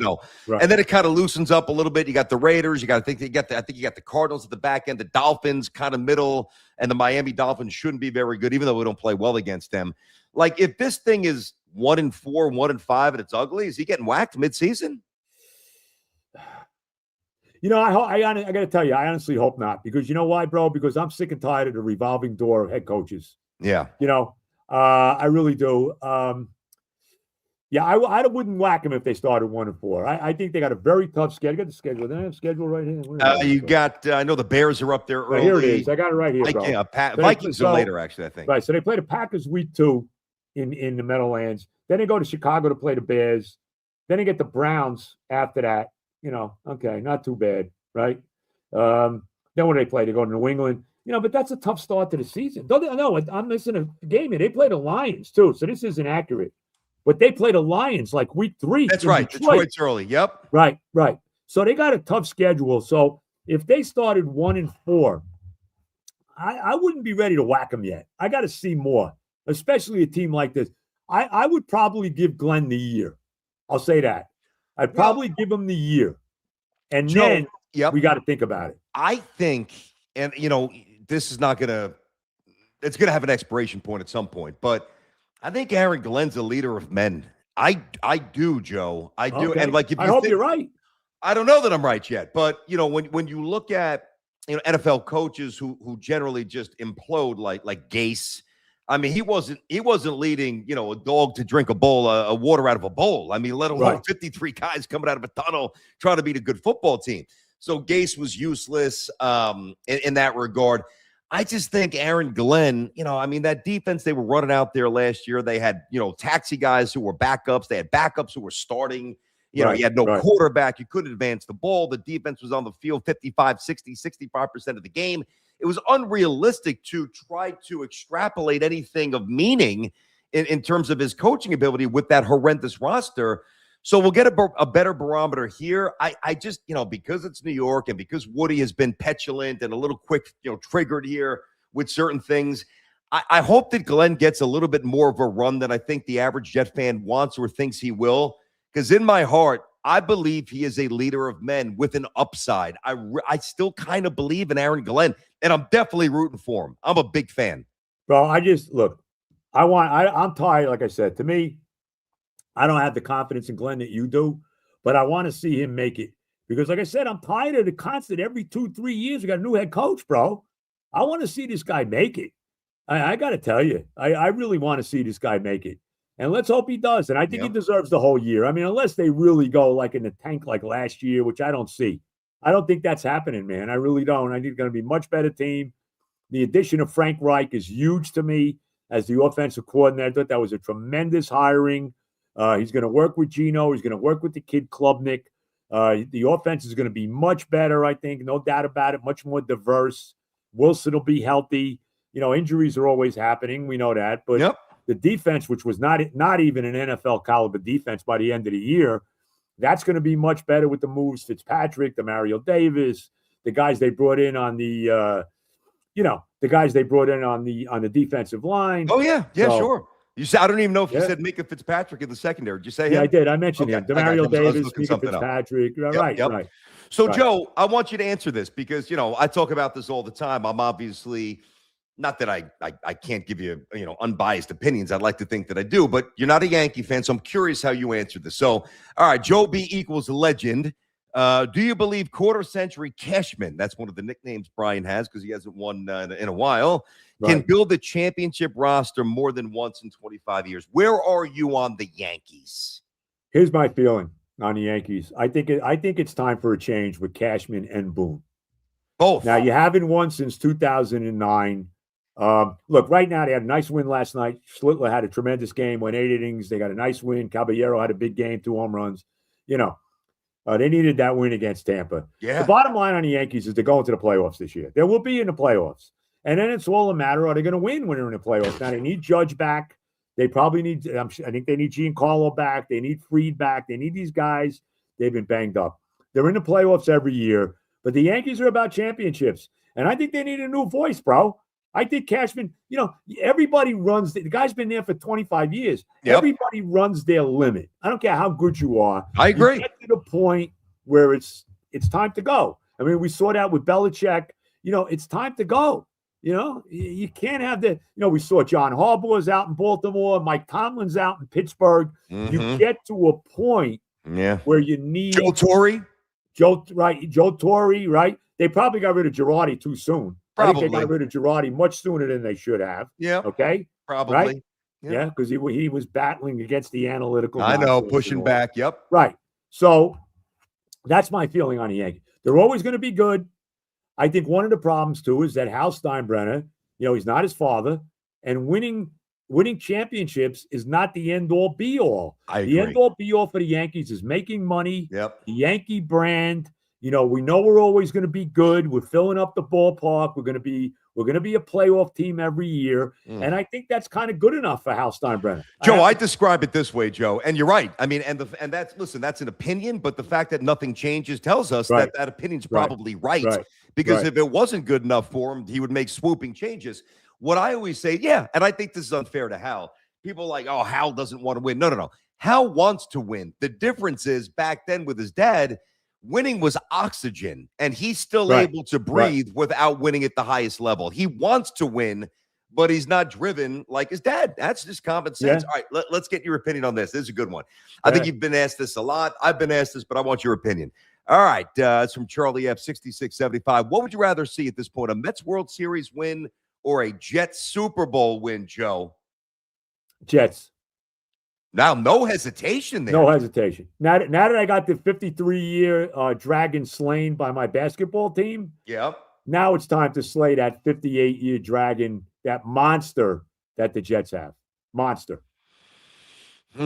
Okay. See, yeah, I get it. Do you think that let's say people who your age, who saw the obviously 86, but also 69, do you think that those devout, like you, Met Jet fans, more people would say Jets or Mets at this point? I don't know. I think it's what sport do you love more? It just comes down to that. Right. Okay. I think I'm more a football guy, and that's why I would say that, But I'm more, but it's funny, people say, well, the Jets. Look, I love the Knicks. I love the Mets. The Rangers are kind of a little lower than that in hockey. But the Mets and Jets and the Knicks are all kind of on the same level. The difference is football is my favorite sport. Yeah. I could watch football. I could watch anybody play I watched the college game. I'm into the college game big time. I could watch anybody play in the NFL. Anybody. So, Joe, you're sitting there. It's a Thursday night. You got the Titans and the Jaguars, like the Color Rush uniforms. It's 10-3 in the third quarter. You're watching that game? Yeah. Oh, that game I'm watching. Do it, Joe. But I'm not watching, Sunday night baseball and watching the Kansas City Royals play the Pittsburgh Pirates. Well, neither am I. Neither am I. And even the NBA too. I mean, outside of the Knicks, I'm not sitting there watching, maybe occasionally I might pop a game on somewhere, but I'm not sitting there watching a regular season game between the Celtics and the Sixers. I'll watch more of that. I'll watch Steph. Okay, when we get to the playoffs, that's different. Yep. But I'm watching the Knicks all the time. No, no question about that. But that's why I have the same love for all of those three teams. Yep. But the sport is what makes it different. Because I look at football. Football is the number one sport to me, and that's the difference. I got about 10 more minutes with you, Joe. I'm going to let you bounce here. There's a two-parter. All right, Joe, when is David Stern's going to get fired? And I'm sick of the nonsense. And by the way, do you happen to know Frank the Tank? Do you know Frank? I know. I've heard of Frank the Tank. You haven't met him? No, I know he does these runs or walks or whatever he does. Walk with Frank. Right. No, I've heard about him. I don't know if I've ever met him. Have you seen his rants? Have you ever seen a rant from Frank? No. Oh, no. he's like you, 9 levels unhinged on your. He's out of his. It's entertaining, but you don't know him. Okay, what about Yeah. Stearns? What's his deal, Joe? Stern should be gone. I never toot my horn, bro. Uh-huh. But I said this from day one about Stearns, that this guy was going to be a disaster. He is the typical modern. It's all about it's about exit velo. It's about launch angle. It's about war. It's about a spin rate. All it is garbage. Okay. I'm listening. I look at a baseball play. I know what this guy is. Okay. This guy, he went to Harvard. He's the typical modern general manager in baseball. But why does it matter? Hold on. I'm not even totally. No, I hate that. No, because you know why? Why does it matter where he went to school, Joe? Because this guy thinks he's smarter than everybody.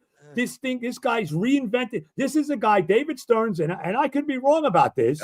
This is my impression. He's the typical geek, okay? Had no athletic ability whatsoever. None. Probably barely could hit a baseball off a tee, okay? I'm serious. Okay, barely hit a baseball off a tee. Yeah. Maybe he was great. Maybe he was on the chess team and he was a star there, okay?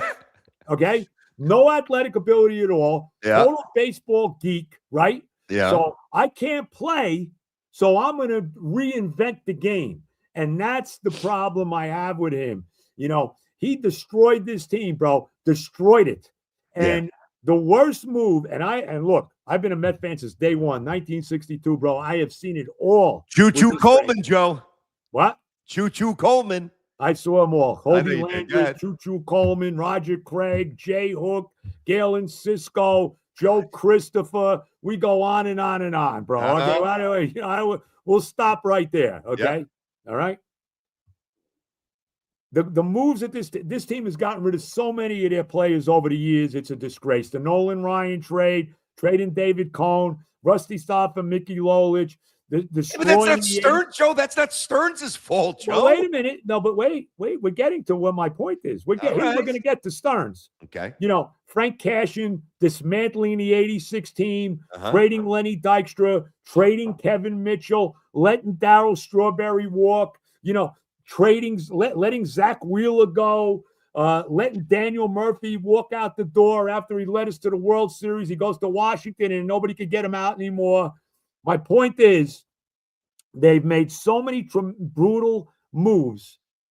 This move of letting Pete Alonso walk out the door is the worst move made since the Tom Seaver trade. This guy was an iconic Met.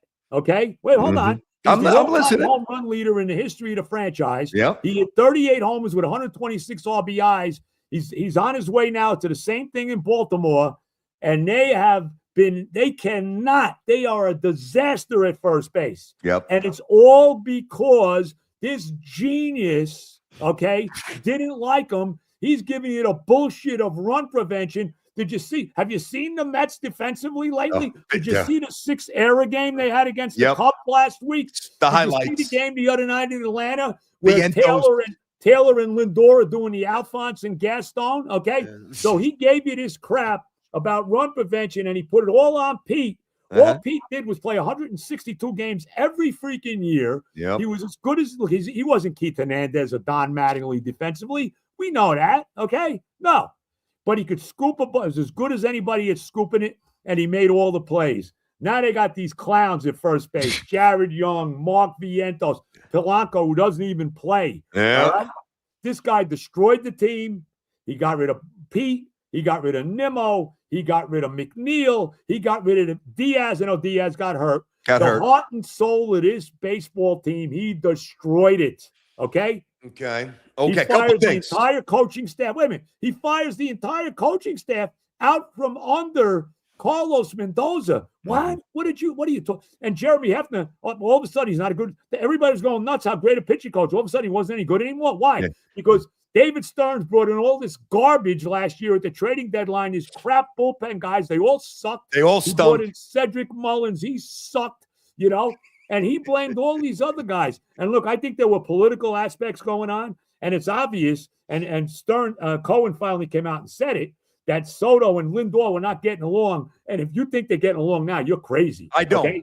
I don't. Of course they don't. Of course they don't. They got the lockers on separate places in the clubhouse. Let me tell you, give me a break. Stearns destroyed this team, and he's the one guy left here. Mm-hmm. And I don't want this guy rebuilding my team. Get this guy to freak out of here. Get him out. Okay, I got you. I All absorbed it all. And there's some things you said that I agree with, some I don't. You make it seem, Joe, like he blew up a core that earned more time. That core was not winning anything, Joe. But it wasn't their fault they didn't win. They didn't win because last year, okay, let's just look at last year. Last year's team. Alonso had 38 homers, 126 RBIs. Okay. Soto had 43 homers, 105 RBIs. Lindor had 31 homers, 30-something stolen bases. Nimmo had 26 homers, 92 RBIs. What? That wasn't the reason they lost. And they had games they didn't hit. They couldn't pitch. They lost because the pitching went into the freaking tank. And then he brought all these guys in. First of all, he let Luis Severino go. That was a mistake. He did that. He signed Sean Manaea. They could have traded Senga in the offseason. This past year, they didn't do it. They brought him back. He's shot. Senga's done. He's done. The Senga's shot. Get him the hell out of here. They could have got rid of him, right? Peterson, they finally got rid of. We could go on and on, bro. I know. They didn't lose because of the core. And you can't tell me that these guys weren't here this year, that they're 15 games under 500 like they are. Well, they might not be 15 games over 500, but they wouldn't be 15 games over 500, which is the point, Joe. Like, well, how do I know that? But I don't know that, bro. Because we watched them play together for years. So?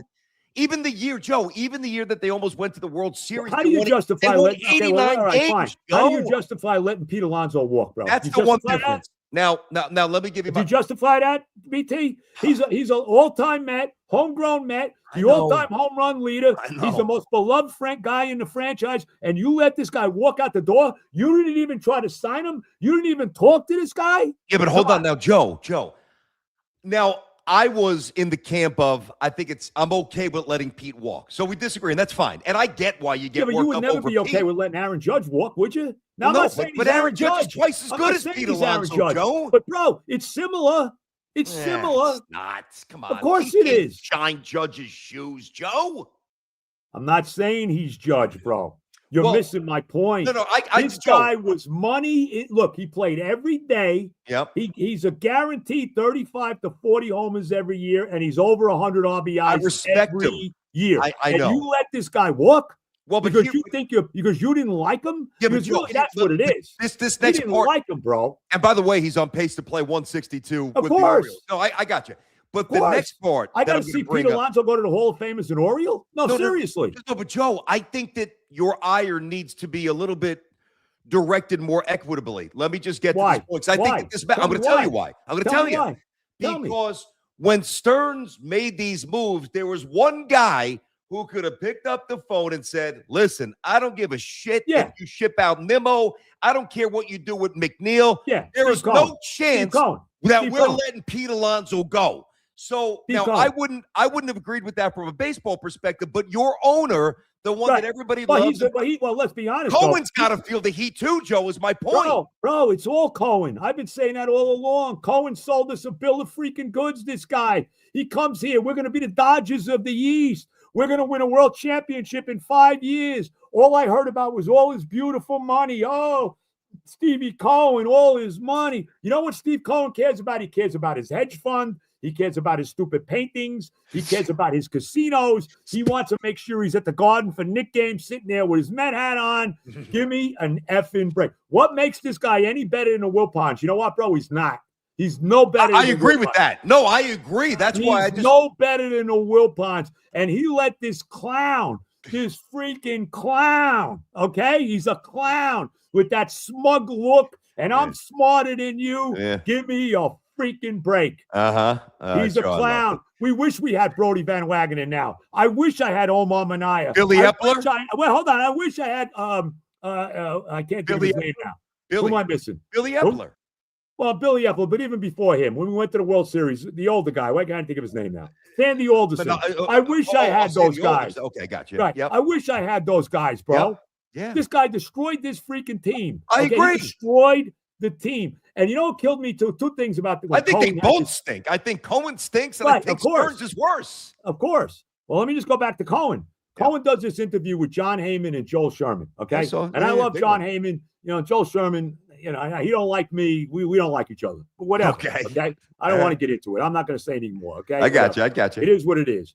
But Cohen had the balls to say to those guys, well, Stearns was the GM the year we won 89 games and went to the NLCS. Wait a minute. Those are not. He got rid of everybody on the team. He got rid of everybody. They're all gone. Alonso, Nimmo, Diaz, McNeil, Severino, Iglesias, JD Martinez. They're gone. Peterson is gone. I don't want to hear it. That's bullshit, bro. and then this owner, you got me now. Now I'm rolling. Let's go, Joe. This freaking owner, okay, with his damn ass hedge funds are counting his money. That's all he really gives a damn about. Okay. This owner, then he comes out and says, well, there was an issue between Soto and Lindor. How about what we've heard? And I know Francesa brought this up too. He did. Okay. How about the fact that Lindor, that there was an issue, that one of the reasons maybe they got rid of those guys, okay, the three homegrown Mets, McNeil, Nimmo, and Pete, okay, who had a lot more in common than just being three homegrown Mets, was political.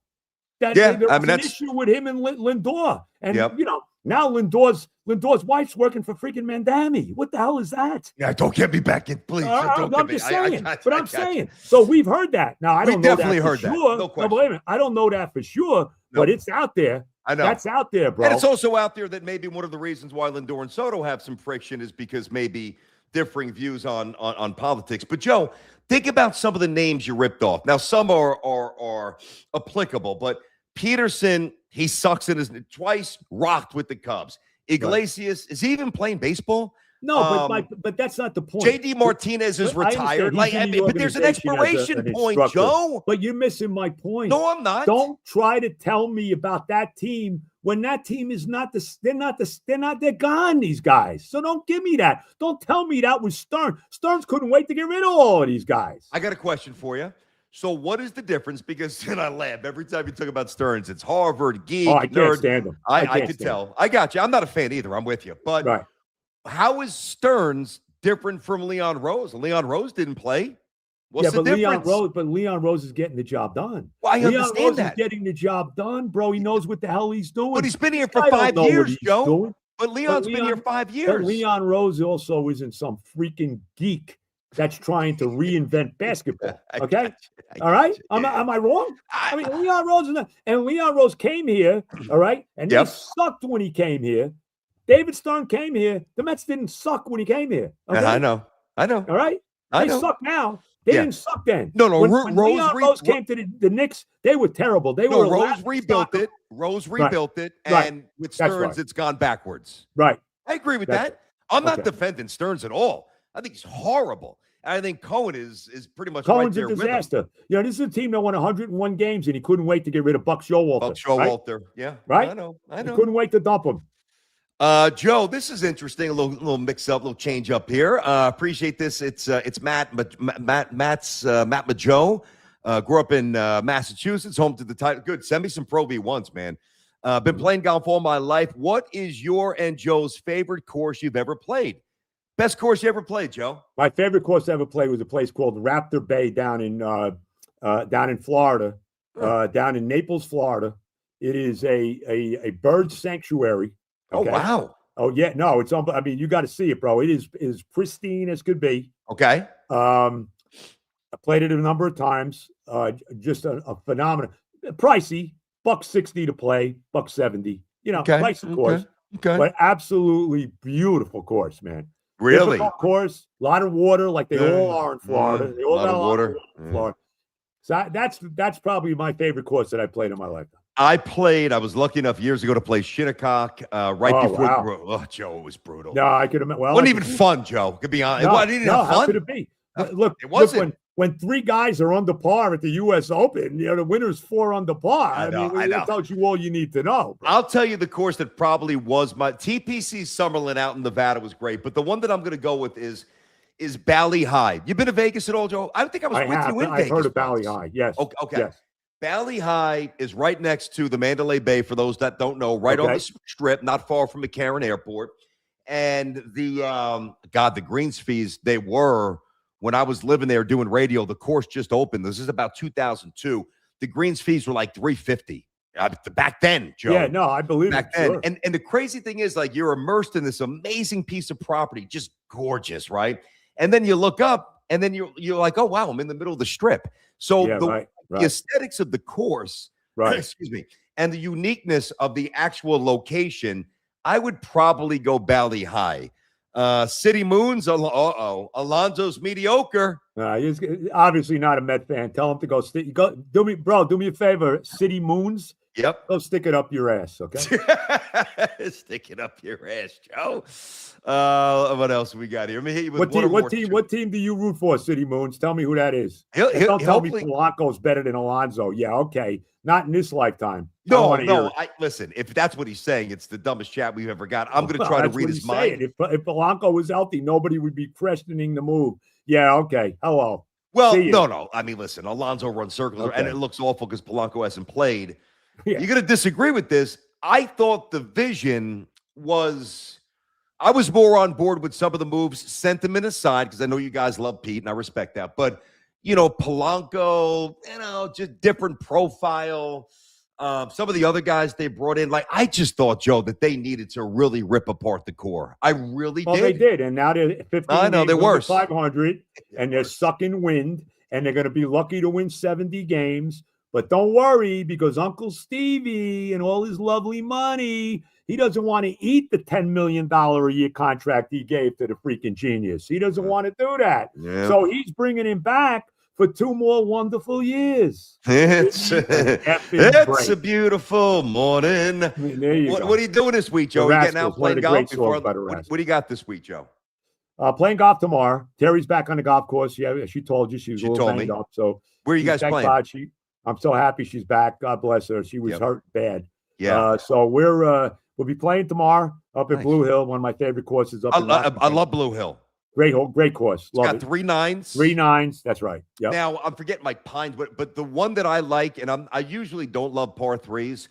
One of the 9 starts with a par 3, and it's that's the lakeside. Yeah. I usually hit like a 6-iron, and that's like one. You know what I hit there, bro? You know what I hit there? 7-wood driver. Yeah. What's the distance? It was like kind of long, like 190. It's probably playing about. I would say it plays about 1 because I don't always look at just distances, man. I'm at the point now that I look at it. I know what I'm hitting. I look at the hole and I know what I got to hit. Okay. Yeah. I don't really pay a lot of attention to that. But if you had to guess, 180, 185. I say it's playing. I think depending where they put the pin, I would say it's probably playing 165, 170. What's the guy's name? I used to text him to get me out there. Who runs the shop there? What's the AJ? Yes. Is he still there? Yeah. Oh, yeah. Nice. Yep. All right, Joe. Well, listen. We'll have to play there. You let me know, man. Yeah. You're in Jersey. Where you living? You live not too far from me, right? I'm in Essex County. I'm not too far. Yeah, no. I'm not too far. No. By the way, A-Rod still wants to play with you. I'm in for it. I want A-Rod. I can't believe A-Rod even knows who the hell I am. He does. He loves you. He's a big fan, Joe. I love A-Rod. By the way, I don't know if he's a fan of your politics, but I don't know that either. But he's away from Jennifer Lopez now. So. Well, I'll tell you, when I was having lunch with him before I let you go, are you going to the bathroom, Joe? Where's Joey going? No. What was he grabbing? A-Rod. Look at him. Nice, Joe. I got A-Rod. Nice. There he is. Joe has more figurines and I have no idea what I have, bro. You got to see what I got down here, man. Can you spin the camera? It's not just my teams. Joe, can you spin the camera around and give us a little aerial shot of the Benigno cave? This guy's my wife would be better doing this, but let's see. I see Doc Gooden right there, but that's Sports Illustrated commercial or SI cover, I should say. Yeah, here we go. What do we got there? Take us around the room, Joe. All right. Look at Joe. Well, we'll start with this, bro. This is I don't know how well you could see it, but I can see great figurines I have. Perfect. I got Yankees, I got Red Sox.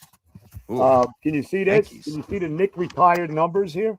We could see. It looks like, was that Willie Mays? Yep, there we go. I got it. That's awesome, dude. Is that signed, Joe, or no? No, it's not signed. But these are the retired numbers. They got a piece of the championship court from 1970. That's great. Okay, wow. This is the. Can we see it here? I can see it all, Joe. Last out. This is the last out of the 1969 World Series. Is that Don Clendon? Who is that? Cleon Jones. Oh, Cleon. That's what I meant. Cleon. Yep. Cleon signed it. Oh wow. Yeah. Okay. Here's Doc. He was Sports awesome. Illustrated cover. This I just got, bro. Where is? Let me see if I can. I'm having a hard time with this. But. You can know it looks great. We can see everything, Joe. Okay, can you see that? This is the Sports Illustrated cover with Brunson in the finals. Try to go down a little bit if you can. We see a little. There we go. There we're getting it. Oh, look at that. Oh, that's gorgeous, Joe. Yeah, how good look is at that. Right, bro? You like that? I love it, Joe. Here's Patrick. I got a fat head of Patrick. Patrick Ewing. Look at Big Pat, the big fella. Look at there him. He is. Give me the ball, Derek. Let's go. There you go. Right? Wow. This is more Knicks stuff here. See it. Figurines of the Knicks. Let me see there. Yep. Okay. Go way down. Which ones are they, Joe? Well, we got Clyde, we got Willis, and we got the Pearl. Then I got Ewing and Carmelo, and then I got Amari Stoudemire and Spreewell. Now Carmelo? Come on. What are we doing with Carmelo? No, I like Carmelo. Come on. You know why I like Carmelo, bro? Why? Because Carmelo wanted to come to the Knicks. Yeah, but not as much as Amari. Not as much as Amari. Carmelo came when he got he forced the trade for the money. Right, but he did want to come here. You know what, though? He wasn't, unlike LeBron, he wasn't afraid to come here and take the pressure. That's true. So, I'll give you that. Credit for that. Me too. I'll give you that. Here's all my Jet stuff. I think you've probably seen this. I know you got something to Mangold, right? If I'm not mistaken. I don't know about Mangold. I got an autograph, but this is all the Jet. I got a lot of Jet stuff. Revis. There's Revis. Yep. There's the Tom Brady cover when we beat him in the playoffs. Oh God, that was awesome. In 2010. Yep. Here's one of my favorite Namath covers. If you could see it up here. Yep. You can see it right there. Manchu mustache. Wow. From Sports Illustrated, 1968. How much was it in 1968? How much money did they charge you for that? 30 cents? Does it say it? Because it usually says the price. I'm coming back. Terry will probably do this better than me. But you did a great job, Joe. You got to do, but you got to come here. Yeah, we got to. We got to watch a game, man. We got to watch a Jets game together. You know what we'll do one day? You come here and watch a Jet game with me. I would love to do that, Joe. We'll do that. We'll definitely do that. I'd love to do that with you. What I was going to say was, I subscribed to, when I was a kid, I had 2 subscriptions, bro, to magazines. Penthouse and SI. SI and Playboy. Yep. That was it. That was when I was in high school, my extent of women was Playboy. Let me wait, they actually I hear you. They actually sent it. So you're 15 years old, they're sending it to I got the subscription. They didn't check your age, but my mother was kind enough to get me the subscription to Playboy. What? Yeah. What a free spirit, Mike! What a blessed saint she is. Well, come on. You're a 15-year-old kid. Your hormones are flying. You're into girls, right? They're not for sure. I mean, you know what, B? They weren't into me, but I was into them. I can tell you. Eventually, you got it. It took a while, but we eventually got where we needed to be. Took a little roadmap and a couple of detours and a lot of sticky pages there on the magazine there, Joe. Yep. Jeez, you're out of your mind. But seriously, I had Playboy and I had Sports Illustrated, and I read Sports Illustrated cover to cover, bro. I used to do that too. Even if the magazine, when I was in high school, even if the magazines, even if it was an article I really wasn't crazy about, I still would read it. Me too. Me too. So. I remember at the beginning, I used to love it was kind of like Where Are They Now? Or Faces in the Crowd. Faces in the crowd. Yeah. And you might see something like, I don't know, Don Mattingly, a write-up from 1976 in Evansville, or a player who made it, but where they trace back to his origins. Right. Man, I would go cover to cover on that as well. I absolutely loved it. Joe, I've kept you longer than I thought. I appreciate you being generous with your time. I love you, bro. BT, I love you, man. You do a great job. Keep up the great work. It's all fun and games, man. That's all it is. I mean, what can I tell you? We got to play golf. We got to get out there. I know. I've taken off, I think, since I launched the channel 3 days. And one was to travel back from Dallas and my in-laws the day after Easter. So I'm going to start banking a few days to get revved up for football. Good. We will get out. Even if listen, A-Rod's all over. So it's going to be tougher to get him out with us. I'm not saying we won't, because he's the one who said he wants to. But I think you and I and Terry and one of your buddies, or one of my buddies, and one of my buddies who loves you, we'll make it a foursome. But enjoy tomorrow with your wife back on the course. God bless Terry. Love to her, and hit him straight. And thank you, Joe. Appreciate it, buddy. Bro. B, God bless. All the love. Be good, baby. There you go. You too. There he is, guys. Joe B. We got a little house tour there, J-Rod. How great was the house tour? That was awesome. That was probably the funniest moment of Unleashed history. That little house tour man, right there. you know, he's like looking around the cameras, like, oh, we got this, I'll give you a little bit of mine. We got a little bit of this, so we got here we got the ceiling, we got the lights, what do we got there, Joe? That Mets rant was all time. That was great. That was all time. That was Yeah. straight up Frank the Tank, all time freak out. That was good. Joe B in the flesh. And here's one thing that a lot of like you and him have such a good dynamic because you're good at poking the bear. You're good at prodding him. And he's a dude who like he's kind of like me in this respect when people kind of instigate me. Like you just forget all about the guy instigating you and you just freak out and you just start screaming. And like he just gets in it. Like he's, clearly he's the kind of guy. I'm not going to get into it. And then he gets the most into it out of any man I've ever He'll go seen like in my this. B, don't get me into it. And then 20 seconds later, B, I don't want to get it. And then boom, he's incensed. And the great things about Joe, there are a lot of, and you know this, dude, there's a lot of performative rants out there because, let me get some clicks and I'm on a camera and it's going to get, more and more, exposure, the more animated I get. And a lot of it's falsified nonsense, right? When Joe gets like revved up, I mean, Joe legitimately gets revved up. It like he can't stand Stearns. I'm like, and he always slips into Harvard. Like, I don't know if he went to Brooklyn College, would he feel the same way? I don't know. He's got an issue with the Ivies. He just can't stand Stearns, and he let it rip on Cohen too. So at least it was equitable. That's what I was trying to get at. Yeah, not that I disagree, Joe, with your Stearns assertions, but let's not miss the prize. The owner allowed the GM or the president of baseball operations to allow Alonso to leave. So let's have equal levels of culpability here, Joe. That's all I was saying. Yeah, I mean, absolutely. And dude, he went all in. I mean, that was literally probably 10 minutes straight of a man possessed with the Mets hatred. I love his just passion for like just sports in general, like in the house tour. Like he's the kind of dude. Yeah, I've got the Red Sox figurines. I mean, listen, I'm sure obviously you've got your questions about it. I bet he's got I feel like he may have said this on his last go through on the show. Yep. I bet he has a Larry Bird something down there somewhere. Yes, he's got Celtics. Yeah, he does. Oh, he's got some Celtic stuff. Now that's where I'm like, Joe, again, I've known Joe forever. I mean, there was a 5-6 year period where I would see Joe every day where he was on TV at 5 and I was on at 5:30. So we're sitting in the green room bullshitting around and, where I got to know Joe really well. And, but before I really got to know him, and even back then, I'm like, there's no way this guy would have a Yankee figurine or a Yankee starting lineup. He's a Mets fan, but it does speak to his overall wider arching view of sport. I don't have any Met items, although when I was a kid, I did have a Dwight Gooden poster up. There was a poster of when he was a Met. Like I'm not trying to hide that, even though I'm a Yankee guy. Like there was a poster, it was Nike of Dwight Gooden, and it was dusk, so the sun was going. It was like a purple sky, and it was very simple, but it was awesome. And Dwight Gooden was on the mound, and he was in the middle like of his windup, getting ready to unleash a fastball, and the fastball was literally on fire. Like and it just looked. It just fit like Doc Gooden, fireball or fastball. It was, and I loved it.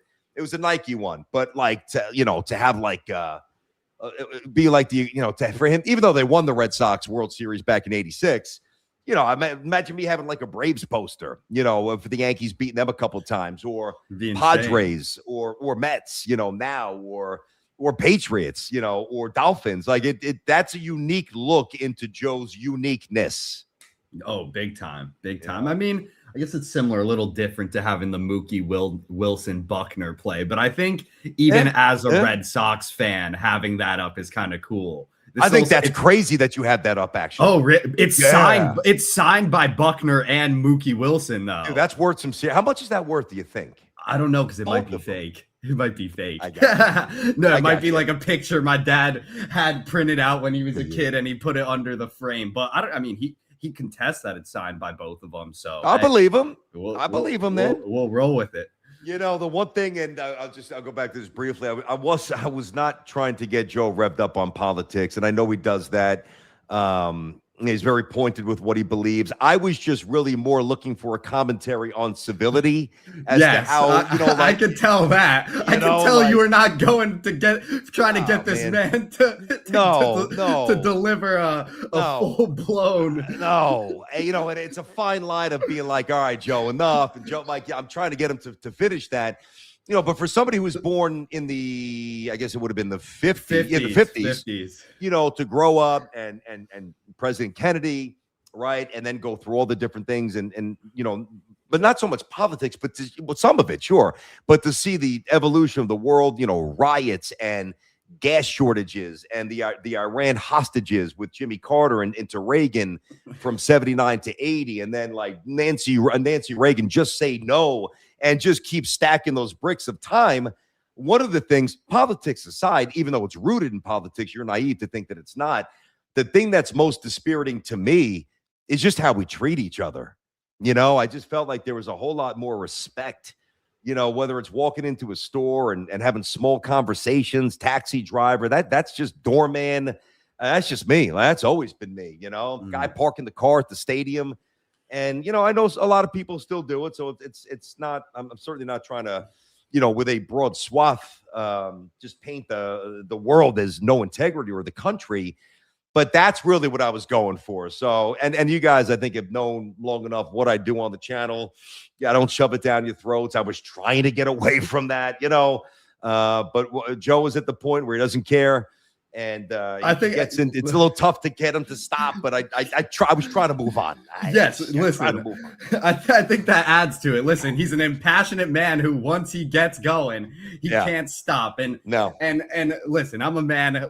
I can't say I agree with Joe B and a lot of the things he said, but I think if you're a viewer who, even if you disagree with Joe B and where he stands, listen, you got to understand this guy comes from a different generation. He comes from a different era, a different set of beliefs. He's just a different guy. And I think you got to learn to love guys like that. I may disagree, but I love dudes like that. I love guys who, listen, they're still passionate. Maybe I see what they're saying is off base, but you got to love it. You got to love their passion. And you got to respect what they believe. That's the bottom line. And by the way, if we could have more civil discourse when we don't agree with whatever it might be, well, that would solve half the problem. But you're certainly not going to solve it on BT Unleashed right now.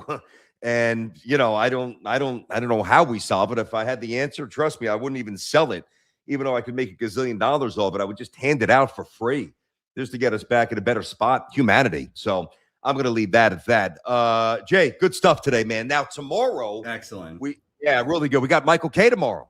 Got Michael K. Oh my gosh, man, he might go on an opposite rant. No, I'm playing. I'm messing. Michael never reveals his political leanings. For sure. I think, listen, I think if you listen to him during the pandemic, certainly with the show that he's on with Peter, you can deduce certain things. But, I look at Michael, and Michael, I think, does it for the most part the right way of not, shoving it down like Joe does. Joe is Joe. I know. Joe's one of my favorite people in the world, but Joe's at the point, he's like, I don't give a shit. I'm getting on the air, at 9 o'clock or 6 in the morning on the fan. And if there's something on my mind about the world, he's gonna shove it down your throat. Michael definitely does not operate that way. But he did talk about that when we had Michael on, and it made national news, if you remember, which I know you do, where Michael talked really the only time he brought up politics with me, where he thought that the show with Peter and Don and himself got a little too political during COVID. Now, I wasn't listening because I was doing my own show and dealing with COVID on my own.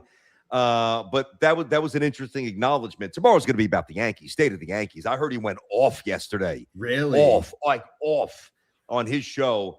And he's got to thread that needle. Like he's got to be very delicate with that. Sure. But so I think Michael will be phenomenal tomorrow. I can't wait for that. Cannot wait. What is this real quick here? Also, when Joe B told us about his dad, no question about it. 100% understand why he believes what he does.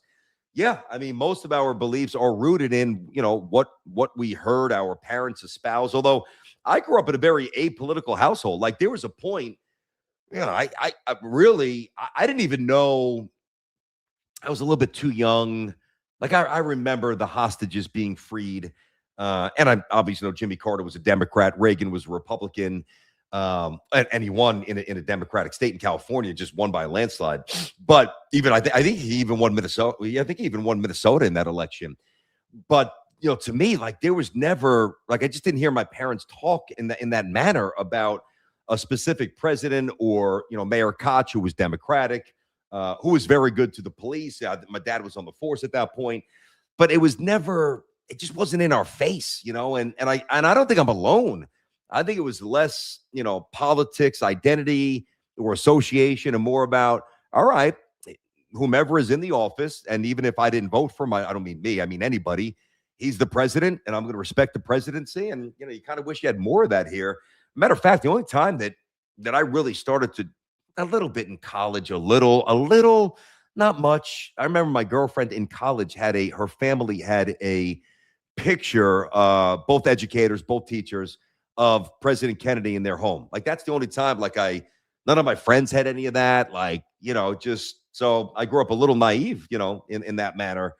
Yeah, but Joe, when Joe's dad went through what he went through, you can certainly understand the way Joe feels about certain things. I get it. So all good.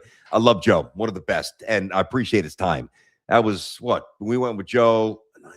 We went a good hour and 40 minutes. That's a lengthy one there, Jay, right? That's good. Big time. No, it's probably around an hour 45, I'd even say. So, I mean, Yep. a lot of great stuff in there. Can't wait to get it out. Joe B forever. That's all I can say. Joe B forever, Jay. dude. He is the absolute. I mean, it's just he reminds me of like there's something so comforting about like listening to him speak. Like it's just so like it's so authentic that there's not even a question in your mind of anything else. Like it's just this guy is speaking what is coming to his tongue. Boom, boom. That's it. It's not to appease people. A lot of times it does the opposite, depending upon where you stand. It's not to placate people, not to bullshit people. Like you've got to respect somebody, which I certainly do, where where they stand. You know where they stand. For sure. How about the story that he told us when he was? I don't think he's ever shared that story.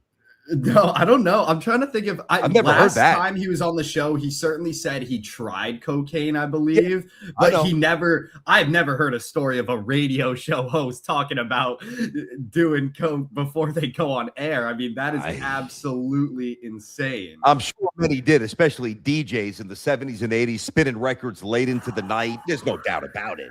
But no, I don't know that I've ever heard somebody, recant that story. So that's as transparent as you can get. My boy had a blast. He had a blast back in the day. He did. There's a lot of stories I know that he can't say on the air. That's crazy. That would even trump that one. So, all right, man. Let me get bouncing here. Schlittler was great last night. Maybe this gets Benny Rice going. Cabby. The one thing I wanted to say, disappointed. Boone's asked after the game, "Is Cabby is starting shortstop?" You got to say yes there.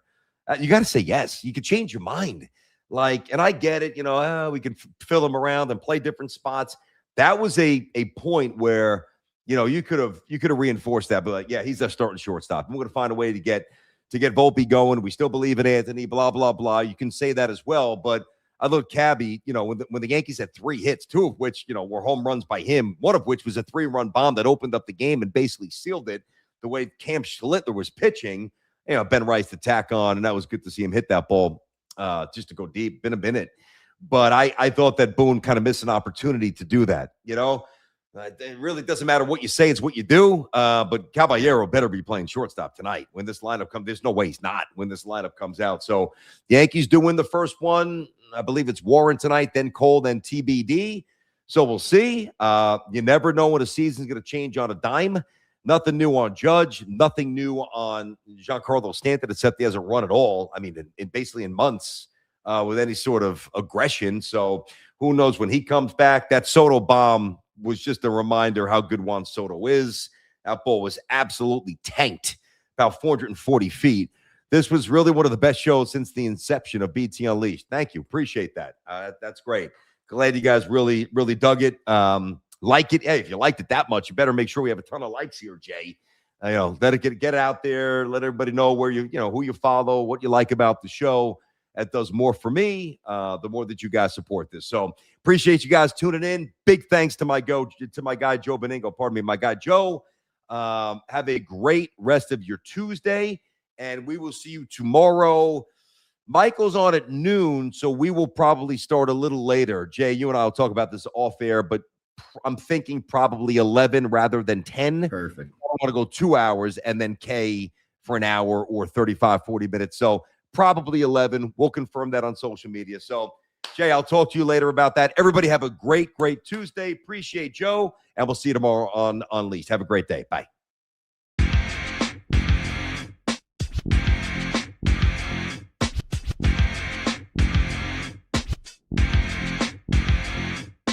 This is Unleash. Are you listening? Can you hear me? This is Unleash. Are you listening? Can you hear me? This is Unleash. Are you listening? Can you hear me? This is Unleash. Are you listening? Can you hear me? With your host, Brandon